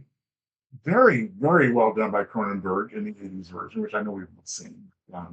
Dave Bloom, and just, I mean, obviously, you're going to see a more propensity toward gore and gross out type of horror in those films. That's okay. But this one, my goodness, I mean, the poor woman, we deal with this mad scientist stuff. And again, talk about subgenre, mad scientist. Yeah. Because if you have these mad scientists, I mean, and of course, we have to point out that where did Star Trek get its transporter concept from? Come on, we know where it came from. It came from The Fly. Cool. I hadn't thought of that. You seen this one, John? The Fly? Yes. And this one, I don't know if you remember, but the comedian Robin Williams used to make fun of it all the time. He used to bring it up. I think I had heard his help me. I think I had heard his comedy reference before I'd seen the movie. And then I was like, well, now I got to see this movie. And what I love about it too is it's not hopeful. It's a very doomed story. There is no way that the Fly is coming back. He's not going to get fixed. And that's that. I don't know, Joe, would that count as body horror? Oh, absolutely. Yeah, I mean, it is affected irreparably and irreversibly. I would definitely put this in a subgenre of body horror. I mean, I have to say, it's not entirely common at the time that this was made. Right. Kind of unusual for there to be this doomed, damned, protagonist, which is another good reason why it's not played by Vincent Price. Because this guy's more expendable. Yeah. Around for the sequel too, so that was a good casting. Which is a 50s one too, right? By the time we got the I think it's a 50s movie too. Yeah, there was Son of the Fly later. Yeah, this was my number 1. Since we're going to the number 1s next, this was my number 1. Yeah, so I really, really like this movie. I think the first time I saw it was maybe like 8 years ago on my cell phone. I was just like in a waiting room, I think we went to like an urgent care like 10 years ago. Let me watch a movie, and I started watching the OG Fly, and I was like, man, this movie's a hoot. It's pretty hilarious. The dude with the giant fly head, and this time I saw it on the TV, and this time I felt it a little bit creepier, I think. Like when he starts showing the claw, he's trying to hide his claw from like his wife, and the way he eats his food, he like sucks it up like a fly, but he has like the towel over his head, and she's like, "What the hell's going on with my husband? Why is he sucking the food in?" And I think it starts off like a kind of like a mystery, right? I forgot to mention a really effective shot. Yeah, a really effective shot for me is when his wife is screaming, but you see it through the multiple lenses of his fly. Yeah, that was cool. And it's like a murder, like John mentioned. There isn't a lot of hope because in the beginning they show that he died, like that he died, and it's like a murder mystery, right? They're like, why did you kill your husband? And then it goes into the flashback of what actually happened, and yeah, it's really cool. I really like this movie. I think it's a fun one. Yeah, it's got a sort of hopelessness to it that was, that wasn't really common in American storytelling until the 50s. And then they got this kind of fatalistic, stripe of some of the stories are just like, yeah, it's bad. And it's bad. And that's it. Yeah. It stays bad. Remember, Joe, we cannot trust the insect. Insects don't have feelings. What does Goldblum say? They're very brutal, very cruel. First, I think it's insect politics. Yeah, he's like, you ever heard of insect politics? Neither have I. Yeah. Great. That's one of my all-time favorites. That remake is so good. Yeah, and I think it's what you guys had mentioned, that you have to do something different with it. The 80s one is just like Cronenberg, right? There's a lot of body horror, very gross, very, very, very different. Yeah, in my opinion, I mean, I love the 80s version. And as a good remake should, in my opinion, or a good sequel for that matter, it can take something that exists already and stand it on its head. When I'm just seeing a refresh, I'm not going to how good the experience was. But that was a different take on the concept, which totally effective. So bravo to both versions. Yes. Here. Well, let's go now to John. John's number one pick. Let's check out what he's got here. It has been written since the beginning of time that evil, supernatural creatures exist in a world of darkness. And it is also said, man can call forth these powers of darkness, the demons of hell.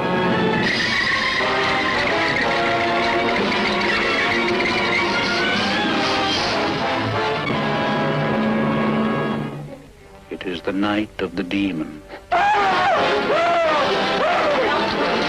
And tonight is the night that Dana Andrews, as a daring scientist, defies the mysterious, murderous devil cult in a desperate battle against the demons of hell. Oh, why did you drop the poker? Red hot. It isn't, you know. Oh, my boy, you're as pale as death. There was something in here. He has been chosen. I've been chosen for what? What do you mean? Today I found all the pages of my desk calendar torn out after October the 22nd. I know why. He died on the 22nd. John, what's the matter? The same thing happened to my desk calendar after the 28th. The frightened girl. The master of witchcraft. You will die, as I said, at 10 o'clock on the 28th of this month. Your time allowed is just 3 days from now. Skeptical? Don't make up your mind till you see this masterpiece of macabre magic. Because, after all, evil supernatural creatures really do exist.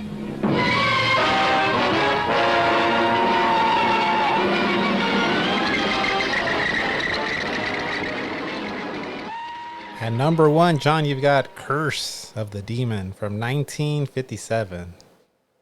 Very interesting trailer, very creepy trailer. This is a movie that I found when I was in college. So I'm in my early 20s, 21, 22. I think it was late at night. I think I had like Cinemax or something.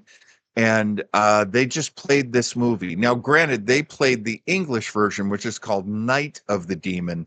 It's 14 minutes longer and isn't quite as centered around the American character. There's a lot more English in it, and it is an English film.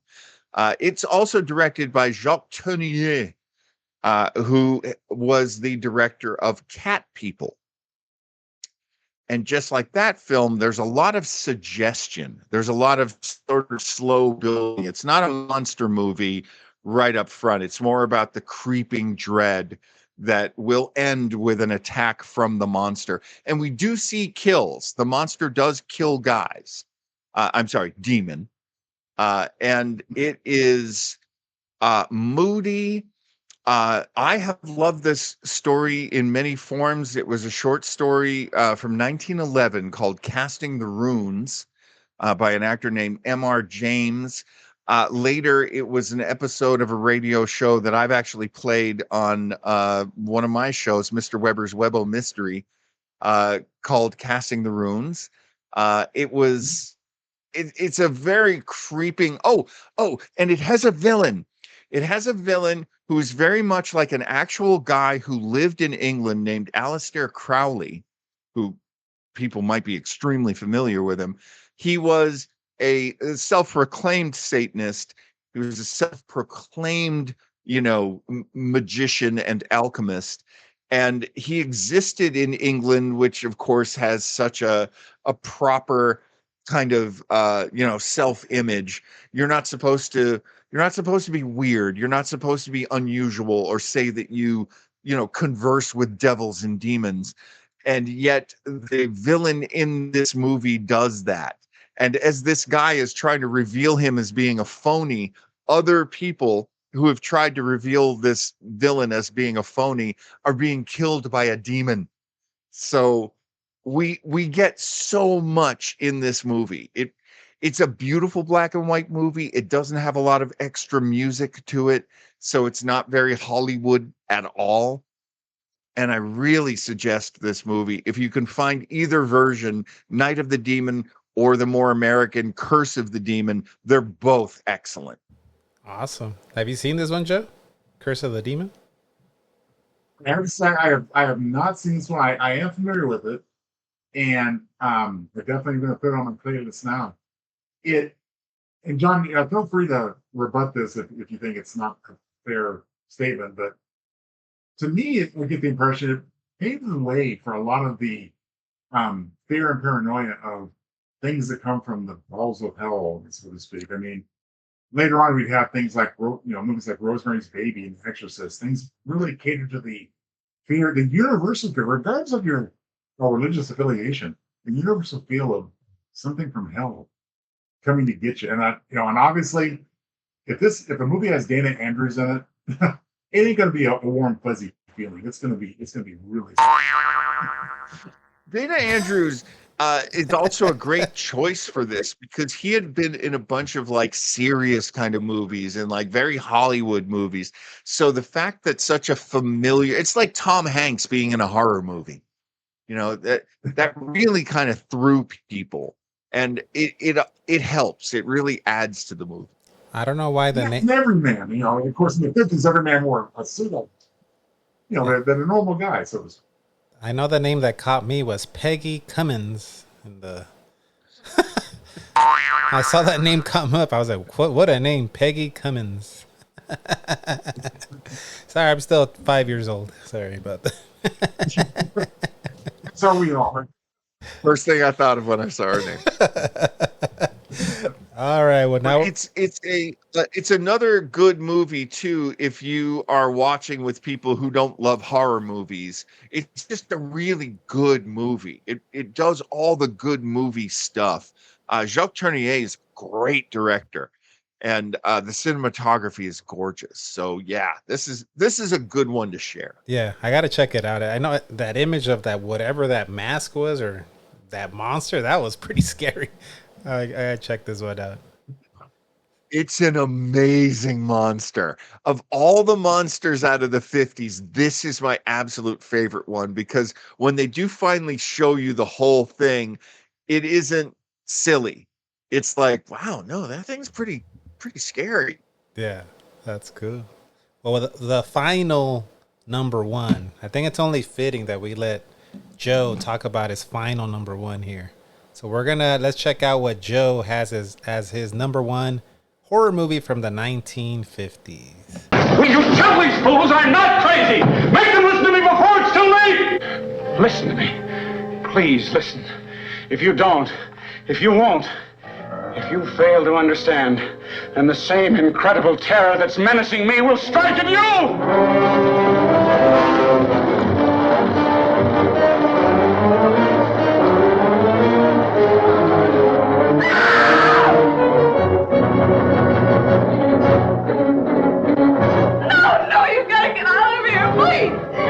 They come from another world, spawned in the light years of space, unleashed to take over the bodies and souls of the people of our planet, bringing a new dimension in terror to the giant super scope screen.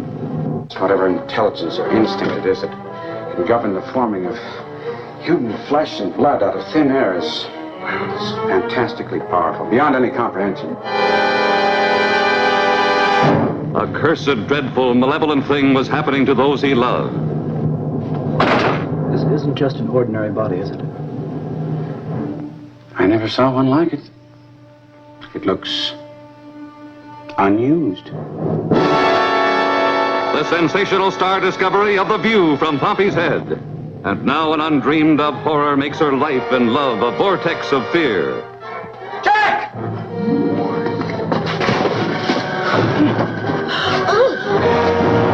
Miles, where do they come from? I don't know. Suddenly, while you're asleep, they'll absorb your minds, your memories. I don't want any part of it. You're forgetting something, Miles. What's that? You have no choice. From city to city, an incredible hysterical panic spreads. As the unimaginable becomes real, the impossible becomes true. Stop and listen!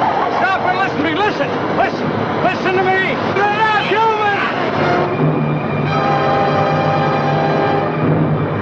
Can't you see? Everyone! They're here already! You're next!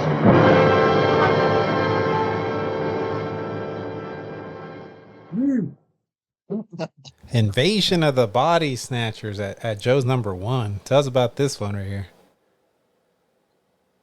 Well, listen, I mean, to me, I picked this as the number 1 as far as a 1950s horror film because it has just got everything that made the 50s horror film so great. A great monster concept, and the execution of those pods and their hatching is pretty damn impressive for the time.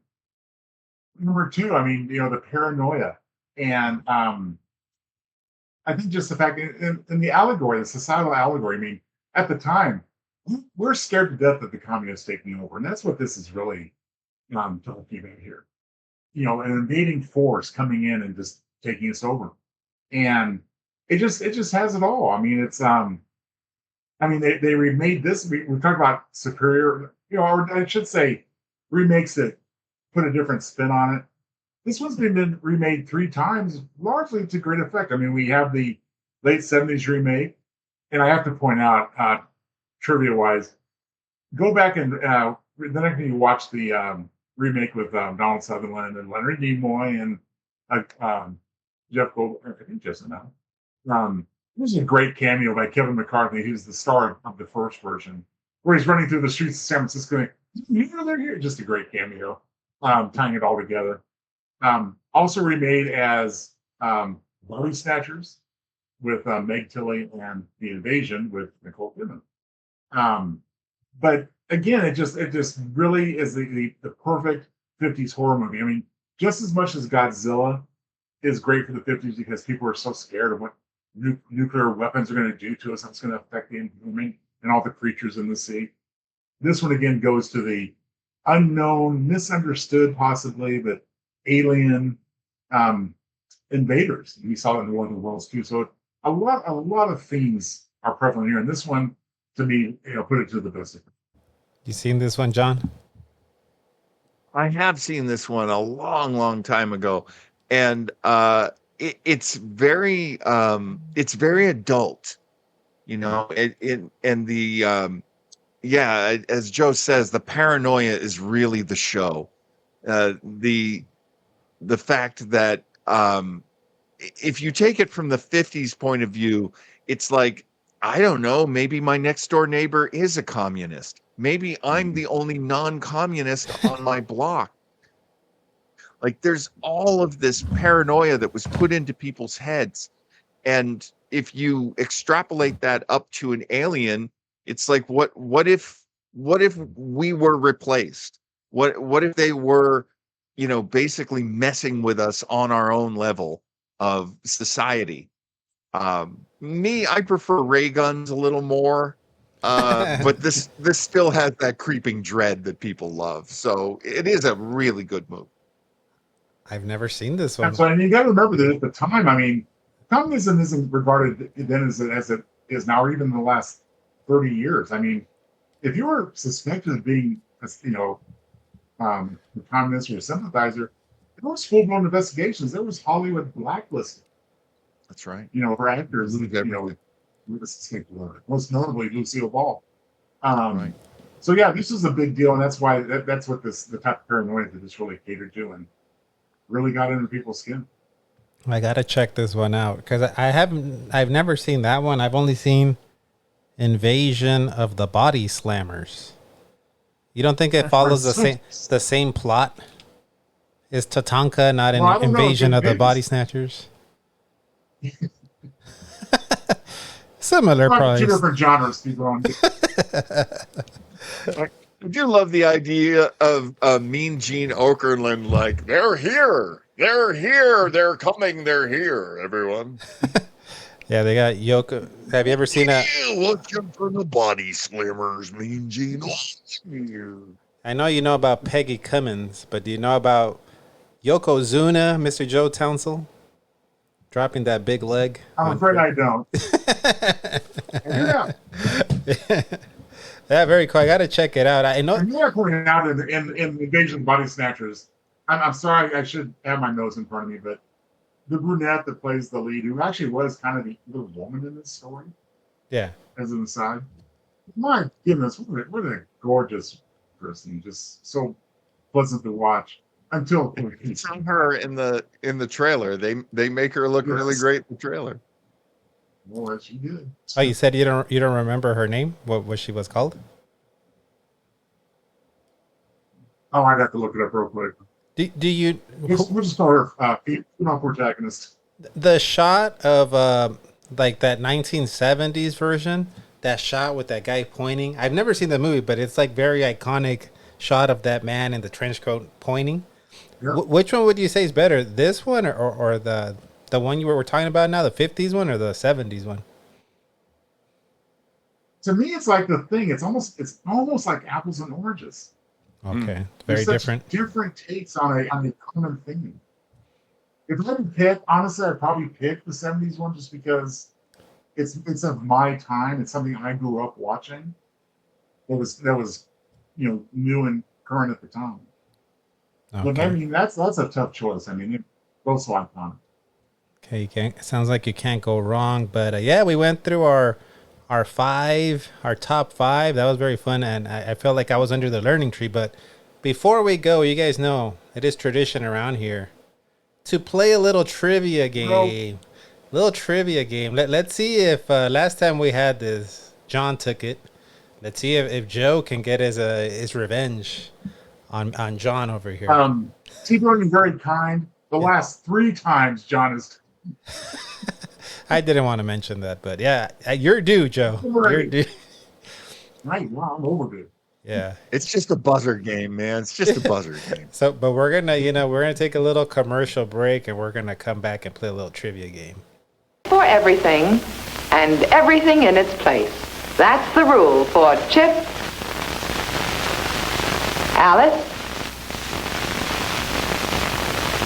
Timmy, Danny, and Charlie Dowdy. That's the rule for their mother, too, and a mighty useful one it is. A place for everything. That sure helps around my kitchen. Everything in its place. That's easy. With my Frigidaire cold pantry. So true, Mrs. Doughty. In your Frigidaire cold pantry, there's a place for all your foods. Fresh and frozen, canned, bottled, and wrapped, new bought and leftover. They're all right there, and they're all at your fingertips. Let's start with the most ingenious door in any refrigerator.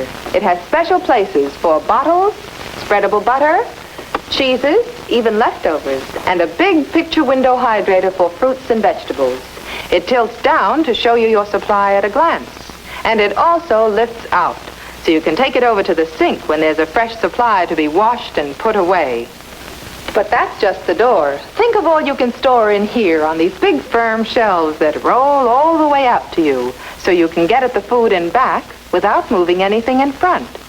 And how about your frozen things? Oh yes, there's a place for them too, in this big food freezer. Even your ice cubes have a special place for storage, right here. And watch how they get there. You just take out a tray, turn it over, and push. You get a shower of ice cubes all frosty dry and ready to use. See all the wonderful ideas in this Frigidaire cold pantry at your own Frigidaire dealers. It's further proof you get the best when you buy Frigidaire, built and backed by General Motors. Refrigerator. Man, some of those innovations. Some of those, I want some of those. I want that little like ice cube thing. You're still thing in the door that you can catch your fruits and veggies. And yeah, you have a luggage for your veggies. That's cool. Even to this very day, you can still get some of those, features, and you still have to pay extra for them. Jeez, man. All right. Well, this is what we're going to do, guys. Just like last time, I'm going to play 10 clips from 1950s horror flicks. Just going to be scenes. You got to raise your hand. No calling it out. So whoever I see raises their hand first, I'm going to call on you. Whoever has more points wins. You won't get penalized if you get it wrong. So, and guess away, okay? We're going to go to our first one here. Sure no traffic accident, was it? This wasn't caved in, it was caved out. Did you find anything? No footprints or tire marks. Found this. I picked up just one. There's 6 or 7 more scattered over there. Sugar. Yeah. Say, there's something over here you ought to take a look at. I don't know whether there's anything important or not, but see what you think. Mountain lions never come down into the desert. No cat ever lived leave a print like that. Maybe something was set down there. I see Joe. Can or something like that. It's kind of them. You said them? Yes. That's right. You got it right. That's the correct buzzer right here.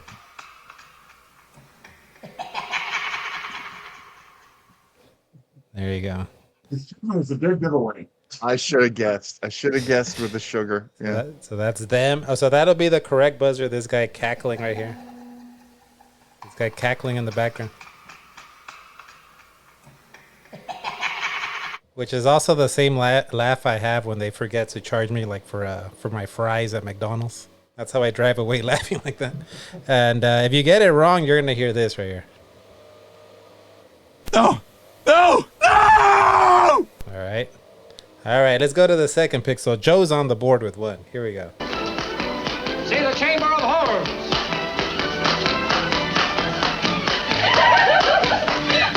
Here's 3 lovely little ladies right over here. Would you like to see Little Egypt? Here she is, ladies and gentlemen, Little Egypt, Queen of the Harem, who danced at the Columbian Exposition in Chicago in 1893. Is she wax, or is she flesh and blood? See the world in wax, the Hall of Fame, the Chamber of Horrors, a cultural exhibition that will enlighten you. I see John. House of Wax? Oh, hold on. Wrong button. Here we go.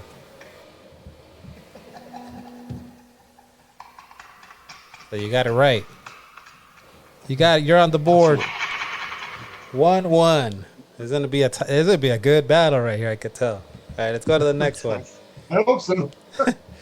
Eros, the Earth people are getting closer to that which we fear.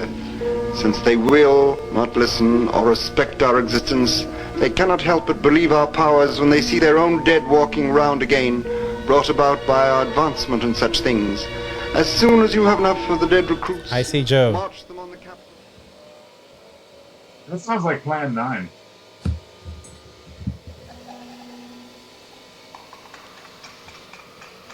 You got it right, John. You got it right, Joe.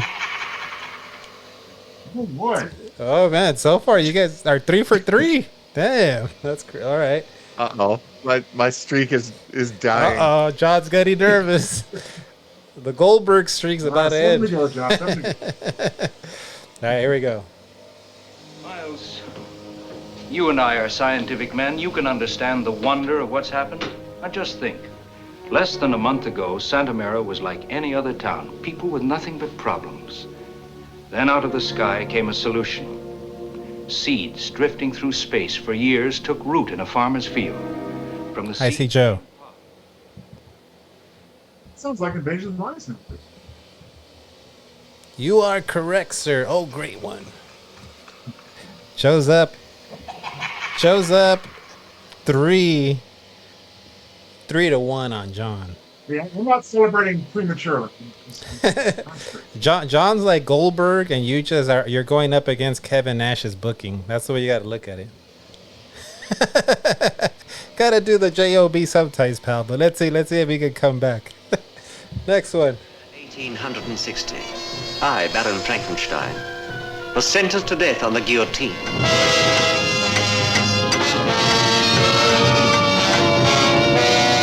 Why? Why had the world condemned me? I see Joe. Probably wrong, but I heard Frankenstein. Is it Curse of Frankenstein? No! No! No! It's not that one. You want to take a guess, John? Is it House of Frankenstein? No! No! No! So it's the sequel to The Curse of Frankenstein. It's the 1958 The Revenge of Frankenstein. All right, next one. Shut up! Oh, what's the matter, Frankie? How'd you get yourself stuck in a wall? Wait a minute, I'll get you out.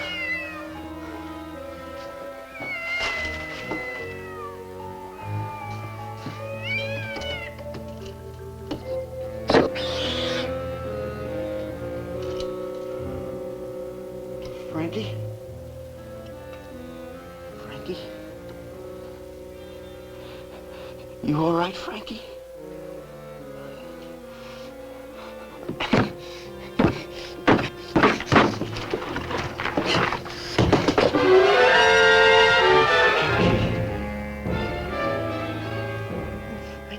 I see Joe. Joe's about to take a guess here. It's a guess. I hear stuck in a wall, so I'm just going to guess The Fly. No! No! No! Not that. You want to take a guess, John? I saw the look of befuddlement on both of you. Oh, boy. I have a lot of befuddlement here. Okay, I'm going to go... This doesn't make any sense, but I'm going to go Bucket of Blood. My God, how did you even know? It is Bucket of Blood. Because it sounds like, what's the lead actor's name? It's like Dick Dillon or something like that. It sounds like him. Yeah, I'm like, you pulled that out. I don't know how you pulled that one out. That's crazy. All right, putting some pressure on Mr. Joe Townsel, putting some pressure on him. That's all I want to do. So it's 3. All I want to do right now is just nip at Townsel's heels like a tiny little dog. It's 3-2. Let's go to the next one. Want something hot? Oh, it could be. Oh, and Dick, call him at headquarters. Break my dinner date with him. Tell him I have an ulcer or something. Leave it to me. I fix. Okay. Hi, Janet. Oh, hi, Marge. Janet, still on the monster hunt? What do you think? I think the boss has been looking for you all day. Something about the police wanting those monster stories 86th. You've got the whole town in a panic. I didn't hear you. I said I know what you said, but I didn't hear you. I get it. See you later. Man, if you guys were confused with the last one, I think you guys are like, I have no idea what this one is. You guys want to take a guess? All right. The boss wants you to put the kibosh on those monster stories. No, I got nothing, man. You got anything, Joe?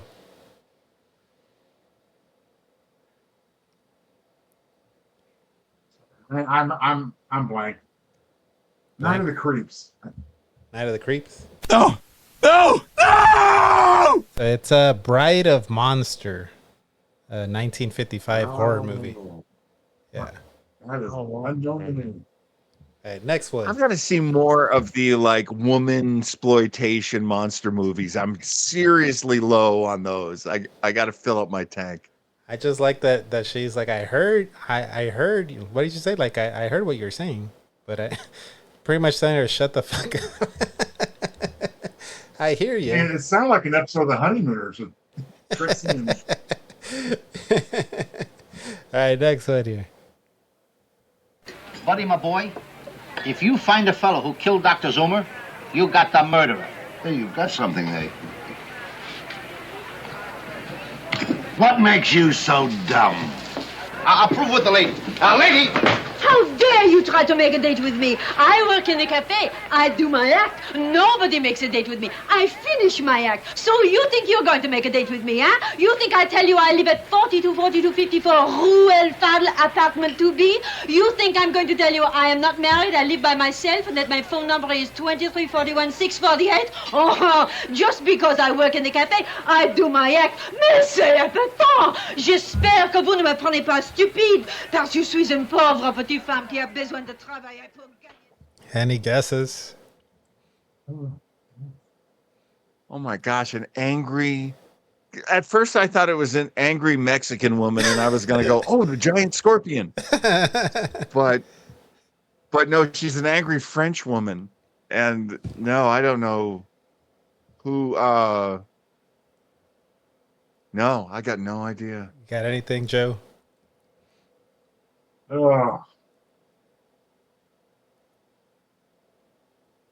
don't know, Invasion of the Angry French Woman. No! No! No! It's Abbott and Costello Meet the Mummy. It's a little bit of a horror comedy. Which I've seen, but I haven't seen it in a... Oh my God. Next up, we've got 2 left. It's Joe 3, John 2. So you want to tie it up here, John. Next up. Okay. Miss Cooper! What? The band! The band! Here we go. Good morning, ladies. I do. Why, you're Miss Cooper, I take it. It's about that John and that Pearl. Oh, them poor little lambs. To think I never hope to see them again in this world. Oh, dear madam, if you was to know what a crown of thorns I've borne in my search for them stray chicks. Ruby, go fetch them kids. Oh, madam, I see you're looking at my hands. Would you like me to tell you the little story of left hand and right hand, the tale of good and evil? It was with this left hand that old brother Cain... I see John. This is the Night of the Hunter. It is the Night of the Hunter. Oh my God! It is 3. It is 3-3 with the final pick. This is a total runaway by John. He come down to the last one. Of course, he had to tie it up. Here we go. Last one here. Deaths have been confined to the local area. If it strikes somebody on another continent, then we've really found something. I knew I should have gotten rid of those pins 4 days ago. Even the map, the whole thing, out. What I want to know is, what are you going to tell the district attorney is responsible for these deaths? We gave this case a real full-dress investigation, Mr. Kraft. Questioned you and all the other suspects and witnesses until a point of comedy. Found nothing. No motive, no opportunity, no suspect, no crime, no weapon. Except 7 pins went in. And the 7 people died. Not 1, 7. Who put in those pins? You did. All 7. Other chairmen and so on have been putting pins in that map for years, and nothing happened. Any guess?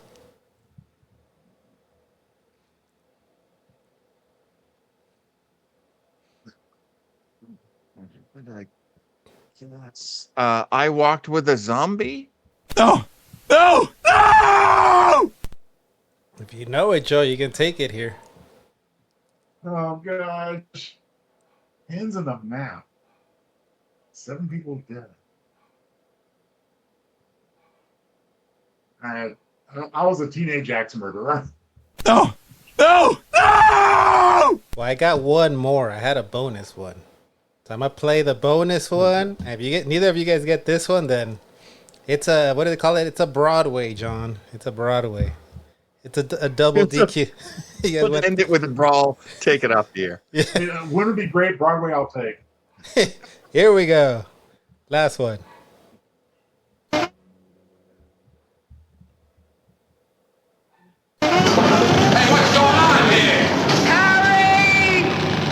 Like someone calling your name. Harry! Harry! It's your wife. She's wrecking the town looking for you. Come on, I gotta get you out of here. No! She's me out there. She'll kill me. She's crazy. Come on, Miss Archer. We gotta get out of here. I see John. We're going to go Attack of the 50-Foot Woman. Oh, my God. I cannot believe John snuck this one. I cannot believe John wins. John for School. That's crazy. I ended this match with a schoolboy pin out of nowhere, and the audience is very unsatisfied because once again, their champion, Joe Townsel, did not get the belt. You grab the money. Hey, at least it was a contest. Yeah.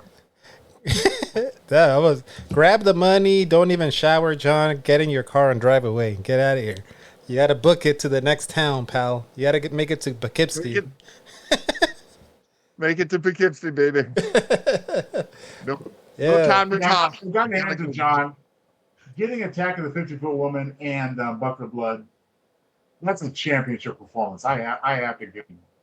I have to tell you, sometimes being on the periphery, I mean, like Joe knows horror. Joe knows 50s horror, 60s horror. He knows these things, but I know a lot of periphery stuff. That's how I pull it up. Yeah. Yeah, you were down. I think you were down 3-1.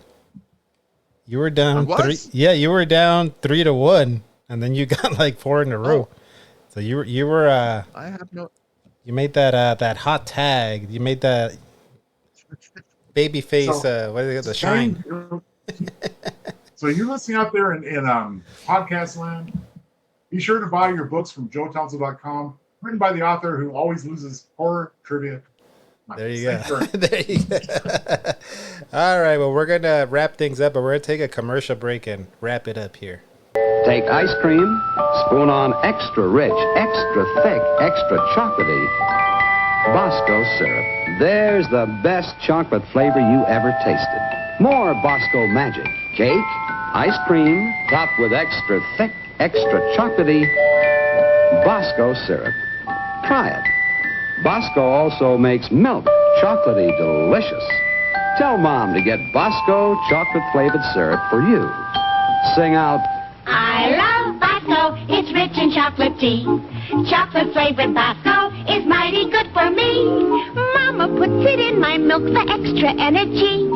Bosco gives me iron and sunshine vitamin D. Oh, I love Bosco, that's the drink for me. I could go for some Bosco right now. Go for some of that. You drink Bosco, that's cool. Yeah. You know, it's also George Costanza's PIN number at the bank if you're. Who use that for your PIN number? Oh, really? I didn't even realize that. That's funny. Oh, yeah, because he likes Bosco, right? He talks about Bosco. Well, thank you guys for coming back on. Always a pleasure to have you guys. And like I said, sit under the learning tree. Why don't you, Joe, let them know what you want to plug, your website, your books, your YouTube shows. Well, thank you, Tiburon. I mean, yes, go to joetownsel.com. There you'll find links to all of my books. Again, the forthcoming one, Horror Springs Eternal, coming at you very soon now, by year's end, if not before. And with John, of course, for the Weber Internet Thingy. We do all kinds of great, fun pop culture stuff there in terms of our YouTube videos. So yeah, check it all out. It's a lot of fun, and love to see you there. Let them know, John. What do you want? What do you want them to check out? Plug your stuff.